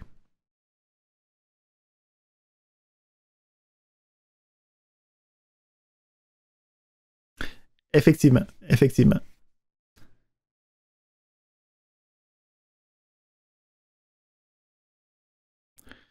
En fait, Apple, c'était les premiers. Le principe, c'est que... on va continuer la discussion avec la prochaine, qui sont les autres. Donc, ici, le principe, c'est que Windows, bon, tout le monde le connaît, hein, parce que c'est définitivement celui qui est le plus déployé sur des ordinateurs d'utilisateurs. Mais Linux, c'est celui qui est le plus déployé dans le monde. Parce que c'est la base d'Android, puis c'est aussi ce qui est le plus utilisé sur la majorité des serveurs qui sont sur le web. Donc, quand tu te connectes à Facebook, la machine qui roule Facebook, elle roule Linux. On en a d'autres qui existent, ok? C'est pas vraiment des méga présents, là. En fait, dans la liste, il y en a juste 2 qui sont considérés comme étant utilisés. Les autres, c'est un peu d'autres systèmes d'exploitation qui sont venus avec le temps puis qui sont disparus aussi avec le temps. Donc, dans les années 80-90, dans le début de l'ère de l'ordinateur personnel, il y en avait plein de systèmes d'exploitation. Okay? Tout le monde avait sa propre version, toutes les compagnies avaient leurs propres affaires. Okay? Donc, il y a eu une panoplie de systèmes d'exploitation. Aujourd'hui, on est rendu à 3-4 de disponibles. On a BSD qui est encore possible. On va voir pourquoi c'est important dans quelques instants tantôt. Puis, on a évidemment macOS, okay, qui est de Apple. Puis, comme on parlait tantôt, quand ils ont développé le téléphone, qu'est-ce qu'ils ont fait? C'est qu'ils ont pris le noyau de macOS qui s'appelle Darwin, puis ils l'ont juste mis sur le téléphone, puis ils ont fait juste une nouvelle interface par-dessus. Donc, Apple a centralisé ses noyaux dès le début. C'est pas retrouvé comme Microsoft où c'est que l'offre de service était très différente entre leurs différents produits. Puis, en fait, on a un retour de ça. Hein? Donc, j'avais parlé des nouveaux processeurs d'Apple qui étaient fascinants pour le monde de la technologie. Ben, puisque c'est le même noyau, puis que là, c'est rendu les mêmes processeurs, les nouveaux laptops d'Apple, okay, avec le Apple Silicon, les processeurs M1, ils sont capables de rouler les applications de iOS directement sur macOS. Fait que tu peux juste aller télécharger sur l'App Store, mais tu es sur ton ordi, puis c'est une application qui fait juste rouler comme si c'était sur ton téléphone, parce que la base logicielle est la même. Excellent. Donc, on va aussi regarder un peu l'historique en temps des choses. Donc, on a le principe ici de Windows, donc un peu le même principe que je vous ai parlé. On a eu la version qui était basée pour les utilisateurs, puis on a une version basée pour les professionnels qui s'est arrêtée à ME, puis qui a switché à XP à ce point-là. Puis, on a eu après ça les versions personnelles, puis là, on est rendu à Windows 10, là, Puis, côte à côte avec ça, il y a aussi une version toujours basée sur les mêmes éléments, qui est la version pour les serveurs. Si tu l'ouvrirais, une version serveur, tu verrais que c'est très, très, très semblable. C'est juste qu'il y a des logiciels additionnels pour faire de la gestion de réseau, pour faire de la gestion d'utilisateurs. En gros, ça vient avec un logiciel additionnel qui te permet de faire des choses qu'un serveur aimerait faire. Fait que si on avait pas mal couvert ça. Oui. Effectivement. Donc, Microsoft aimerait vraiment ça que tu utilises leur affaire, mais c'est moins performant, puis il y a moins d'utilisation, puis c'est moins automatisé, puis il faut que tu payes pour. Fait que je te dirais que c'est pas très gagnant en popularité. Habituellement, les serveurs de Windows vont être utilisés dans des entreprises qu'il faut qu'ils gèrent d'autres ordinateurs qui ont Windows. Fait que, mettons, genre, à l'école, ils ont des serveurs avec Windows parce que tous les différents clients du réseau roulent aussi avec Windows. Fait que c'est plus intégré, c'est plus facile. C'est quand tu te connectes sur un compte, puis automatiquement, toutes tes affaires apparaissent. C'est un serveur de Windows qui te permet de faire ça. Mm-hmm.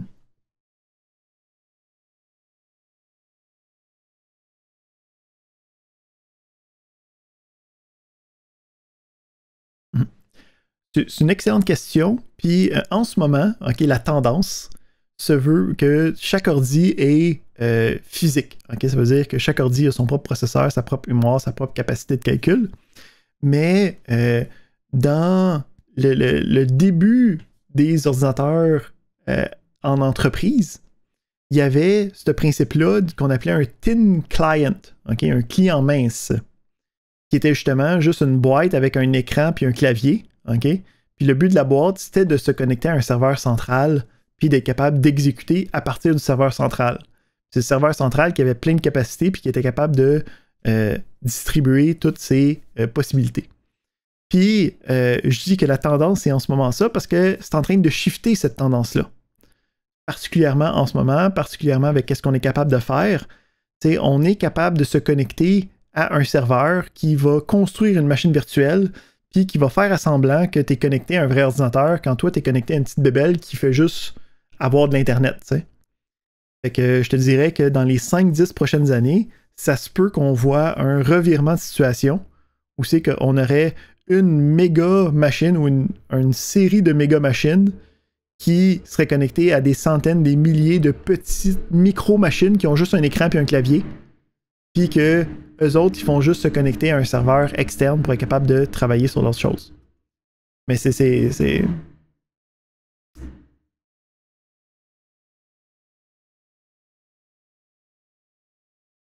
Mm-hmm. Fait que la salle de serveur est utilisée pour tous les services réseautiques qui sont fournis à l'ETS.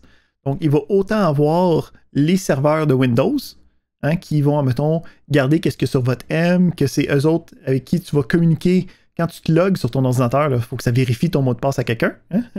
Fait que ça va communiquer avec un serveur de Windows qui, lui, va dire oui, c'est la bonne personne, voici les données qu'il a le droit d'avoir accès, et ainsi de suite. Puis tu as aussi toute l'infrastructure réseautique. Donc, il y a des choses qui contrôlent les différents spots de Wi-Fi, il y a des choses qui contrôlent le site web, il y a des choses qui contrôlent les différentes bases de données. Je pense que vous avez un cours de base de données en ce moment, là. Je sais pas à quel point vous vous amusez dans celle-là, mais les différentes bases de données, il faut bien qu'ils soient mis quelque part. Fait que c'est des serveurs qui sont capables de contenir ces bases de données-là. En fait, je sais pas si vous avez eu votre premier laboratoire de base de données, mais vous allez vous connecter à une base de données qui est à l'école. Fait qu'il faut bien qu'il y ait une machine quelque part qui contient cette base de données-là. Ben, c'est un des racks dans le rack de serveurs de l'ETS. Donc, c'est pour tous les besoins d'infrastructure que les serveurs sont là et sont utilisés. Excellent. Donc, on a fait notre historique de Windows. Là, on tombe dans le deuxième historique qui est l'historique de Linux. Puis, initialement, Unix. Donc, Linux, c'est le noyau que quelqu'un a écrit. Mais avant ça, il y avait un autre système d'exploitation qui s'appelait Unix, qui était un système propriétaire. Ça veut dire qu'il fallait que tu payes pour. Fait qu'il y a eu plusieurs versions à travers les années. Là. On voit que c'est, si vous me permettez, old as. Puis, il y a eu ici un élément intéressant, où c'est qu'on a eu ce qu'on appelle le Unix BSD. Donc, le BSD, c'est ce qu'on appelle le Berkeley Software Distribution. Berkeley, c'est une université américaine. Puis, eux autres, quand ils ont acheté le code, OK, donc à la compagnie qui faisait Unix, ils ont dit, on achète le code, puis on achète les droits de distribution du code. OK, fait que non seulement je vais pouvoir comme l'installer n'importe où, mais je vais pouvoir dire, voici le code, toi aussi tu peux l'installer où c'est que tu veux. Fait que, il y a une version qui existe de différentes versions de BSD que après que l'université ait distribué le code initial, il y a différentes initiatives de différentes personnes, regroupements, qui ont décidé de faire leur propre distribution à partir de BSD. OK? Puis le principe, c'est que Apple et une de ces compagnies-là, en fait, le noyau de Darwin est basé sur le noyau de BSD. Puis, ensuite, OK, parallèlement, il y a eu un deuxième effort qui a été fait par la compagnie, par le regroupement, là, c'est pas une compagnie, là, qui s'appelle GNU, OK? Ici, GNU, c'est un acronyme récursif. Donc, GNU, ça veut dire GNU is not Unix. OK? Donc, le principe, c'est que il y a du monde qui disait, on aimerait ça avoir des logiciels libres. OK? Des logiciels qu'on a le droit d'aller voir le code source, que si je trouve un problème, je peux aller le régler moi-même. J'ai pas besoin d'aller appeler le manufacturier puis espérer qu'il fixe le problème. T'sais? Fait qu'ils se sont dit, qu'est-ce qu'on va faire? C'est qu'on va prendre toutes les applications que Unix nous offre, puis on va juste les réécrire au complet, OK? Sans regarder le code source initial. Fait qu'on va refaire tous les programmes. Puis avec ça, on va être capable de se créer notre propre système d'exploitation au complet. OK? Fait que dans les années 70, ils ont réécrit au complet tous les logiciels qui venaient avec, OK, les différentes versions de Unix. Puis quand on parle des différents logiciels, c'est qu'est-ce que je peux taper dans la ligne de commande, tu sais, là? Le CD, puis toutes les affaires-là, c'est tous des logiciels derrière. Là. Il y a des lignes de code qui regardent qu'est-ce que tu as écrit puis qui fait des choses.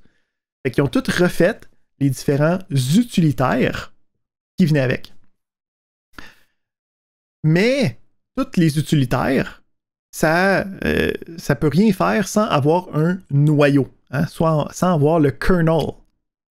Puis quand ils ont décidé de créer, quand la gang de GNU, là, ils se sont dit, OK, on va aussi réécrire un noyau, tu sais. Mais ils ont décidé d'utiliser une version d'un noyau qui est passablement compliquée, on va en reparler tantôt. Puis ils n'ont pas réussi à en faire marcher une version. OK? En fait, la première version qui a marché, là, je pense que c'était il y a comme 4 ans. Là. OK? Ils ont commencé en 1978. C'est un problème complexe. Ils n'ont pas été capables, ils n'ont pas pris une bonne approche. Puis c'est là que un petit gentil informaticien du nom de Linus Torvalds a créé un noyau de toutes pièces qui s'appelait Linux. Fait que là, qu'est-ce que le monde a fait? Ils ont dit, hey, voici un noyau, puis Linux, il l'avait déployé comme étant libre de source, donc tu pouvais le recopier, le modifier comme tu voulais. Fait qu'on a un noyau ici, puis on a une suite d'utilitaires ici, OK, qui fait tout ce qu'on a besoin. Qu'est-ce qui arrive si je les merge ensemble? Et voilà, c'est comme ça que Linux a commencé à être utilisé. Le principe ici, puis dépendamment à qui tu demandes, on pourrait appeler ça GNU Linux, parce que c'est le merge des deux, OK, qui est le produit ultime. Fait que ça a pris beaucoup de temps, puis beaucoup de travail, mais c'est là qu'on est rendu, puis toutes les versions de Linux sont basées sur ces différents utilitaires-là. Ils sont encore là. OK? Parfait. Fait que juste pour donner un petit aperçu, hein, sur les postes de travail, en ce moment, on a Windows qui est à 88%, 89%, macOS qui est environ à 8%, puis GNU Linux qui est à peu près à 2,3%. OK? Donc lui, on ne l'arrondit pas là, parce qu'il est tellement bas que ça y ferait pas mal de l'arrondir à 2%. Fait que sur les ordinateurs personnels, sur les stations de travail, Linux, c'est pas le choix qui est préconisé.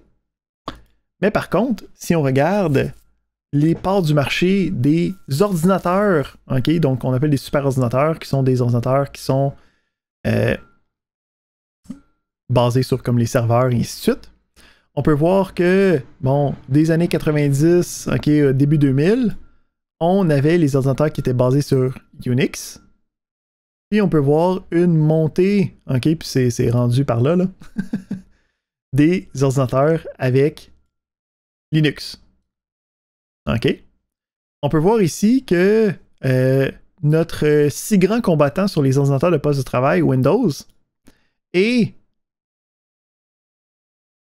ici, en ce moment, sur les ordinateurs qui ne sont pas des postes de travail. Fait qu'on peut voir ici que c'est pas... peut-être pas la meilleure offre.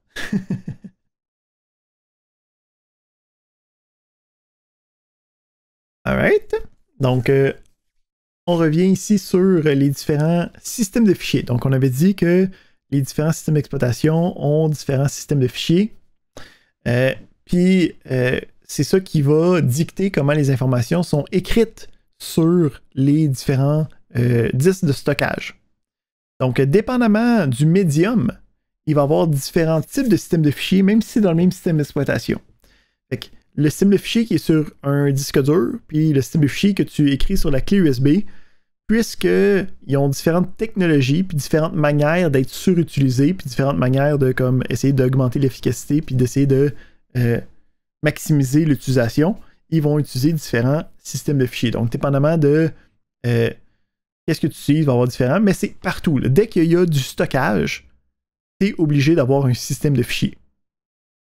Fait que le système de fichiers va dicter comment tu es capable de manipuler les fichiers, comment tu positionnes les fichiers, comment tu les localises, comment tu les contrôles. Est-ce que, tu sais, comme, je sais pas si vous avez déjà vu, là, mais tu peux faire en sorte, mettons, qu'un dossier ou un fichier soit en lecture seule. Fait que quelque part, il faut que cette information-là soit stockée. Fait que, où c'est qu'elle est stockée, ok, c'est quoi l'ordre des opérations, tout ça, c'est dicté par le file system. Il y en a beaucoup, de file system. Il y en a juste quelques-uns qui sont utilisés de manière comme courante. Là. Fait que on a ici, pour Microsoft, quand tu utilises un système moderne, ça l'utilise NTFS. Initialement, ok, dans le passé, il utilisait le FAT, donc le FAT16 ou le FAT32. Ici, FAT, c'est pas que c'est FAT, là, ok, c'est le File Allocation Table. Arrêtez de penser croche. Puis, ils ont essayé d'en faire un nouveau, ok, avec WinFS, mais ils n'ont pas réussi. Puis, dans les versions bêta, ça cassait plein de choses. Fait qu'ils ont mis ça de côté, puis ils ont dit on va y repenser, là, puis on va revenir plus tard. Du côté de Linux, ok, on en a plein, ok, qui sont disponibles.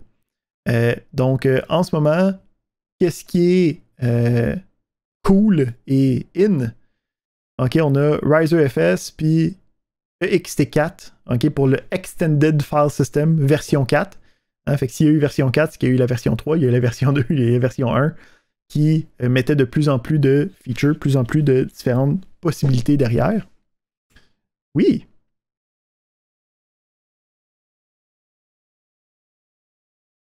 Mm-hmm.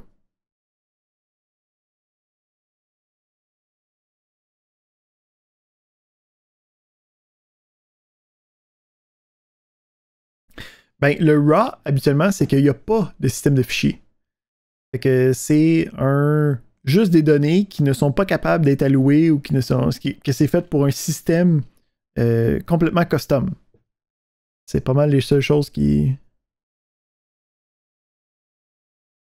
Pas à moins d'avoir une application spécifique qui sait comment y jaser avec. Parce qu'il n'y a pas de manière de structurer l'information.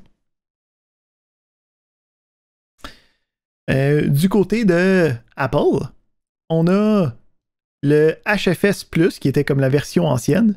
Comme j'ai dit, ils ont refait leur nouvelle version dernièrement, là, dans les dernières années. Maintenant, c'est ça qui est le système de fichiers autant sur les ordinateurs que les téléphones de Apple. Donc, c'est le APFS pour le Apple File System. Et finalement, il y a eu aussi une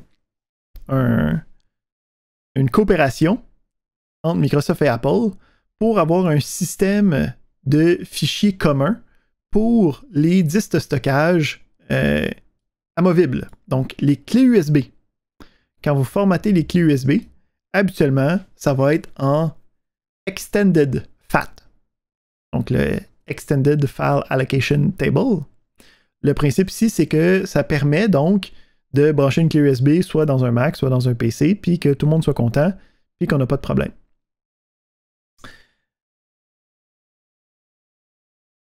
Ici, pour se donner une idée, okay, il y a des raisons pourquoi est-ce qu'on voudrait avoir des nouveaux systèmes de fichiers. Donc, il y a des limitations sur les spécifications. Donc, quand on a commencé avec le FAT16, là, okay, c'était une des premières versions de système de fichiers, on ne voyait pas trop dans le futur. Puis, on avait des disques de stockage dans ce temps-là de comme 3-4 mégabytes. Fait qu'on se disait, on va avoir 2 gigabytes maximum. Jamais on va se rendre là. Fait que là, on commençait à se rendre là. Fait que là, il y a le FAT32 qui est arrivé. On était comme, ah, c'est correct, on va le doubler, juste pour être certain. On est rendu maintenant à des terabytes d'informations, tu sais. Fait que, on a ici la version courante d'NTFS avec 16 terabytes pour un fichier en passant, là, tu sais, là, c'est pour un fichier. Sinon, la taille du disque maximum est aussi disponible. Mais tu vois, le FAT32, en ce moment, il y a des disques qui sont plus grands que ça, là. Fait que, c'est pour ça que le NTFS est là. Puis, 256 terabytes. Donne-nous une dizaine d'années, là, puis c'est pas mal certain qu'on va buster ça aussi, là. OK? Du côté de Linux, même principe. OK? On a différents systèmes. Puis, en plus du système, OK, il y a... Ça, c'est juste les caractéristiques de stockage. Mais il y a aussi des caractéristiques de sécurité, des caractéristiques de backup automatique qui peuvent être ajoutées au système de fichiers. Donc, c'est pas les seules caractéristiques, mais ça, c'est les plus tangibles. Okay? Qu'on peut bien voir que comme il y a une évolution, ça devient de... Fait que si on regarde ici en passant ZFS, okay, on peut voir que la taille maximale d'un fichier, c'est 16 hexabytes. Fait que, tu sais, on a les mégabytes, on a les gigabytes, on a les pétabytes, puis en haut de ça, on a les hexabytes. Puis en haut de ça, on a les zettabytes. Fait que le ZFS, lui, ça a été un système de fichiers qui a vraiment été construit pour le futur.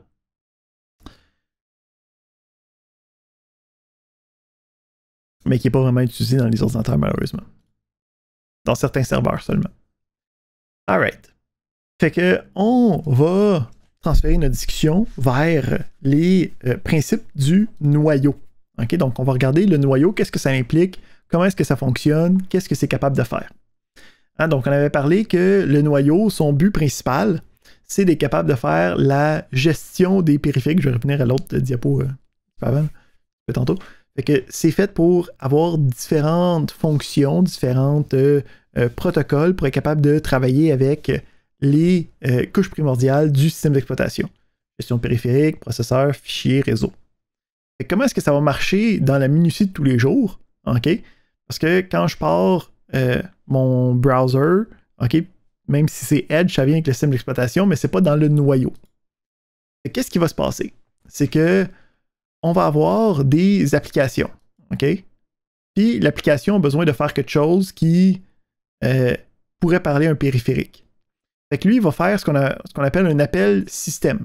Fait qu'il va dire, mettons, j'ai besoin d'afficher telle affaire. Puis à partir de là, ça va aller dans le code du noyau, okay, qui est protégé pour être certain que si, mettons, l'application plante, il y a une coupure ici là, qui va pouvoir être faite. Okay? Fait que le principe ici, c'est que le mode noyau, c'est un mode privilégié qui est capable de tout faire. Mais justement, puisque c'est capable de tout faire, c'est pas n'importe qui a le droit de faire des choses là. OK? La majorité des applications, il faut qu'ils passent par des intermédiaires. Parce qu'on ne veut pas ramasser tout notre système si on a un petit problème dans une application. Fait que le noyau va exécuter la commande précise, mettons qu'il dit envoie tel son à l'écouteur, puis il va donc après ça retourner le contrôle à l'application pour dire ben, j'ai envoyé les sons, tout a été correct, il n'y a pas eu de problème sur le périphérique, tu peux continuer à travailler.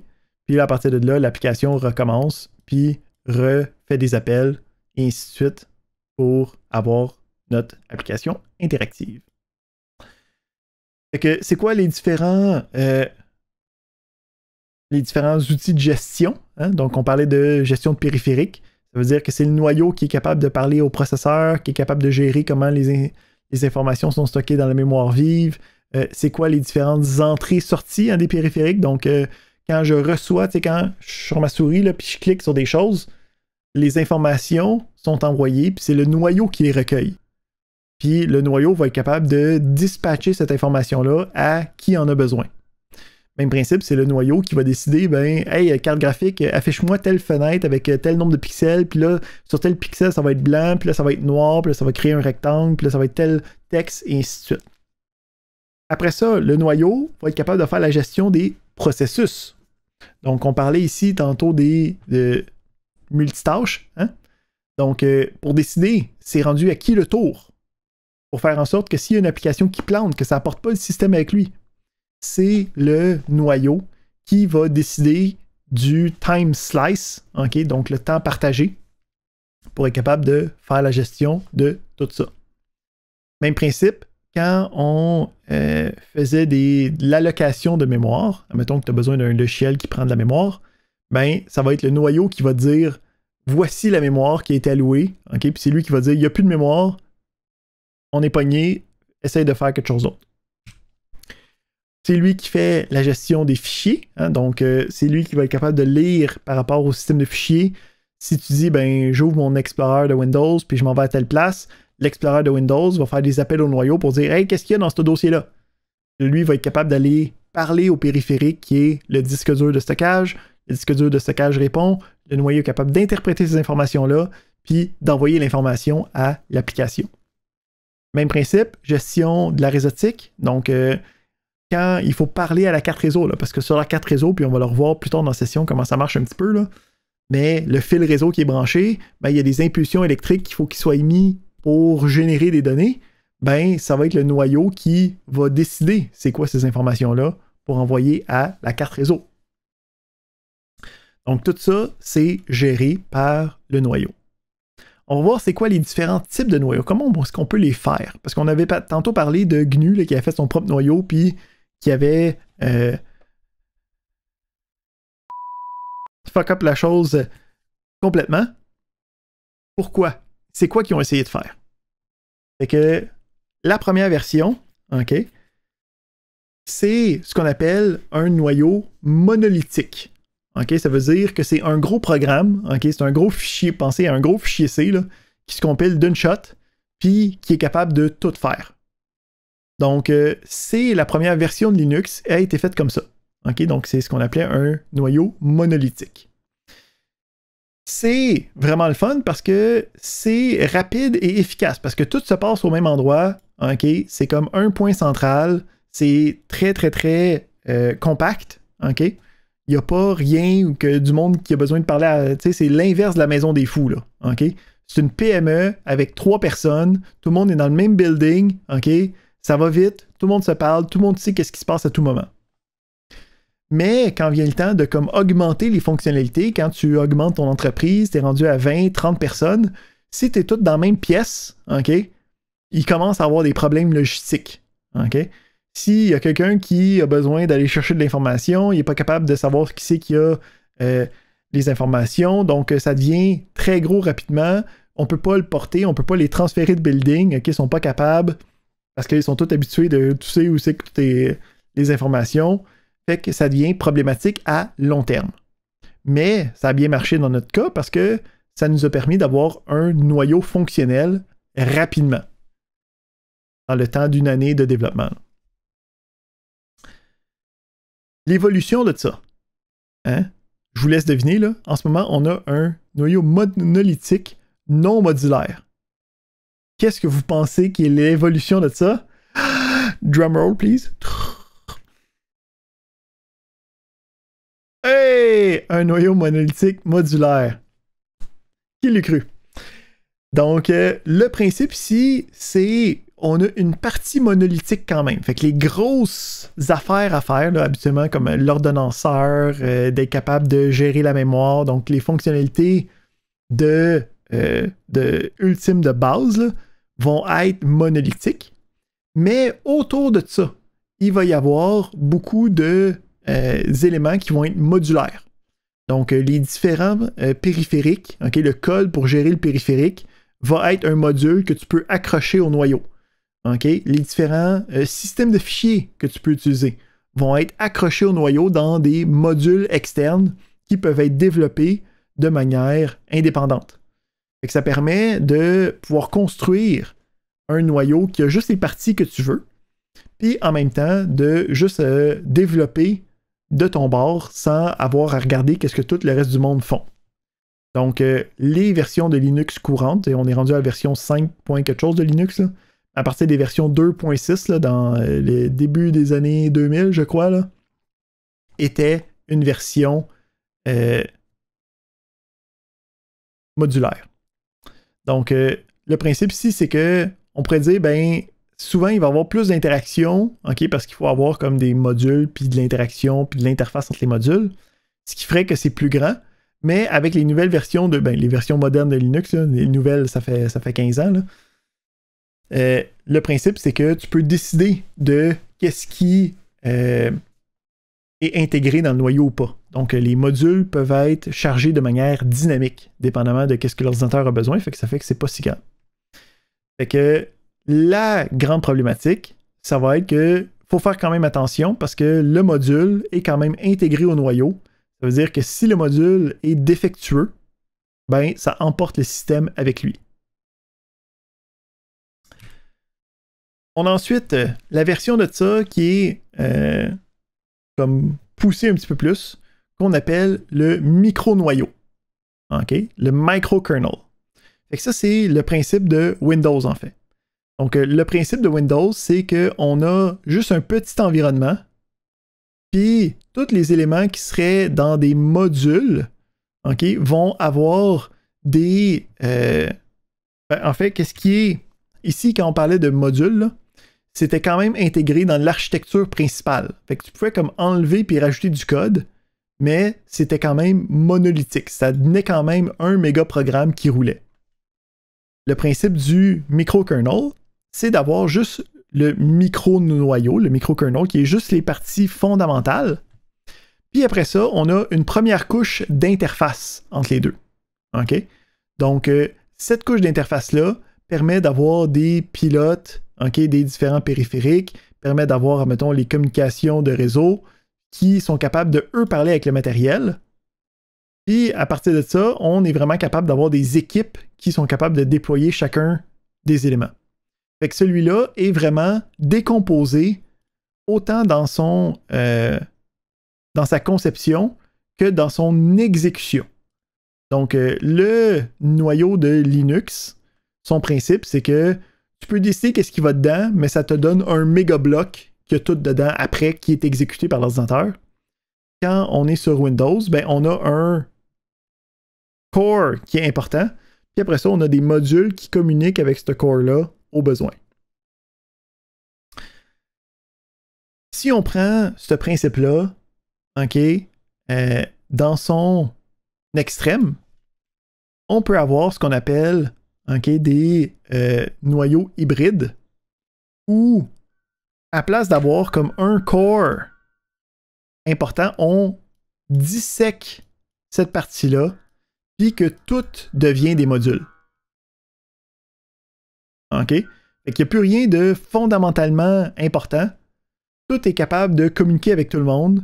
Il n'y a pas personne qui est plus important qu'un autre. Puis, on est capable de travailler avec ça.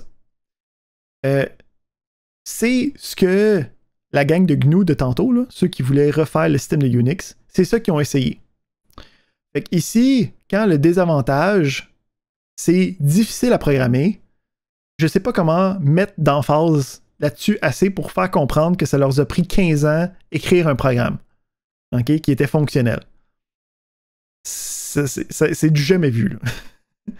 Donc, c'est beau sur papier, ok? L'idée est intéressante, mais l'application est extrêmement complexe à un niveau qui fait en sorte qu'on n'utilise pas vraiment ça. Donc, ils ont réussi à déployer un kernel, là, le kernel Herd, mais il n'y a pas personne qui l'utilise parce que tout le monde utilise déjà Linux, puis ils ont encore des problèmes importants sur comme la rapidité des choses, ok? Ça se veut être plus performant parce que toutes les fonctions sont comme décortiquées ensemble, c'est comme épuré, mais c'est pratiquement parlant, c'est malheureusement pas vraiment utilisable. Alright, donc à la fin, on va parler un peu de comment est-ce que... Donc on a parlé du noyau, là on va parler de qu'est-ce qui va par-dessus le noyau pour créer le système d'exploitation. Donc on a le principe de librairie, hein, donc c'est un principe qu'on a utilisé, encore une fois, quand on a codé des applications en C. Donc les librairies, ça permet d'éviter de reprogrammer des fonctionnalités. Donc je veux faire un affichage à l'écran, ben il y a déjà quelqu'un qui me fournit une fonction qui s'appelle printf. OK, il y a déjà quelqu'un qui me permet de faire, puis le printf, ça c'est pour de l'affichage, mais le principe de librairie est disponible pour toutes les fonctionnalités du système d'exploitation. Donc je veux écrire dans un fichier, je veux lire le contenu d'un fichier, je veux lire le contenu d'un dossier, je veux être capable de faire du son, je veux être capable de faire une connexion réseau. OK, toutes ces fonctionnalités-là, c'est des fonctionnalités que tout le monde a besoin. Fait que c'est inséré dans des librairies qui sont disponibles habituellement avec le système d'exploitation. Fait que quand nous, on écrit des programmes, on exploite ces librairies-là pour ne pas avoir à réécrire du code qui est très complexe, ultimement. Là. Quand on est près des programmeurs, par exemple, la manière d'interfacer avec le système d'exploitation, ça va être avec l'interface utilisateur. Hein? Donc, le principe, c'est que on a une interface que nous, on reconnaît comme étant un facsimilé d'un bureau, là, avec des dossiers, avec des boutons, avec des choses qu'on peut toucher. Puis derrière, lui, quand on clique sur des choses, ben lui décide qu'on envoie tel appel de système, puis avec les réponses, nous fait un affichage mis à jour, évidemment en quelques millisecondes, là, pour être capable de travailler avec les fonctionnalités de l'ordinateur. Donc, c'est appelé le Graphical User Interface. C'était pas tout le temps de même. Hein. Au début, c'était juste un petit curseur, tu fais juste taper des commandes manuellement, c'est comme ça que ça se passait. On a eu les premières interfaces d'utilisateurs, c'était la compagnie Xerox. Okay, donc Xerox qui fait maintenant majoritairement des imprimantes. Là. Dans le temps des années 80, c'était une compagnie de technologie en tout genre. C'était une compagnie aussi informatique. Puis il y avait une place de développement de nouvelles technologies. En fait, le Xerox PARC, c'est le... Je me souviens plus c'est quoi le PA, là, mais c'est le Research Center. Là. Fait que, ils ont développé les premières interfaces utilisateurs. C'est eux qui ont développé la souris pour être capable, parce qu'avant, il y avait juste un clavier, puisque tu voulais juste taper les commandes. Puis, c'est eux autres aussi qui ont développé les premières interfaces réseau pour la communication entre des ordinateurs. Donc, ça se faisait pas vraiment avant. On ne savait pas comment communiquer. Faut bien que quelqu'un l'ait inventé. C'est cette gang-là aussi. Qu'est-ce qui est assez hilarant, c'est que les chercheurs, quand ils sont allés devant les présidents de la compagnie pour présenter leurs recherches, comme on a créé l'interface utilisateur, on a créé la souris, on va être capable sûrement d'avoir des ordinateurs personnels. Hein, puis comme mes parents peuvent utiliser l'ordinateur. Tu n'as pas besoin d'un bac puis d'une maîtrise pour utiliser un ordinateur. Puis ils leur ont ri d'en face. Ils leur ont dit, c'est impossible votre scénario. Les ordinateurs, c'est fait pour calculer des fonctions mathématiques que les compagnies ont besoin. C'est de la pacotille, retourner dans votre cave, aller travailler pour faire des choses. Puis à ce moment-là, on avait un gentil monsieur qui s'appelait Steve Jobs. Okay, il a créé une petite compagnie, elle s'appelle Apple. Il cherchait justement comment... Parce que lui, sa vision, c'était que tout le monde allait avoir un ordinateur. Il voulait voir comment exploiter ça. Fait que, il a payé Xerox en leur disant, on veut aller voir qu'est-ce qui se passe dans votre centre de recherche. Puis, les présidents de Xerox étaient comme ils sont en train de faire de la merde, ils sont en train de faire des choses qui s'appellent comme des interfaces utilisateurs, on va juste prendre leur argent, puis comme on leur donne qu'est-ce qu'on pense qui est de la foutaise, tu sais. Fait que Steve Jobs est allé là, il a vu les premières versions des interfaces utilisateurs, puis lui a dit ok, non, c'est le futur, puis a décidé de prendre ça pour créer les premiers ordinateurs avec des interfaces utilisateurs possibles. Bon, là, il y a d'autres drames qui se passent à l'intérieur, là, avec Microsoft qui embarque puis qui vole la technologie à Apple des interfaces utilisateurs puis qui sortent Windows avant les premières versions de macOS. Puis, fait que la personne qui avait volé aura été volée à son tour. Fait que, mais le principe, c'est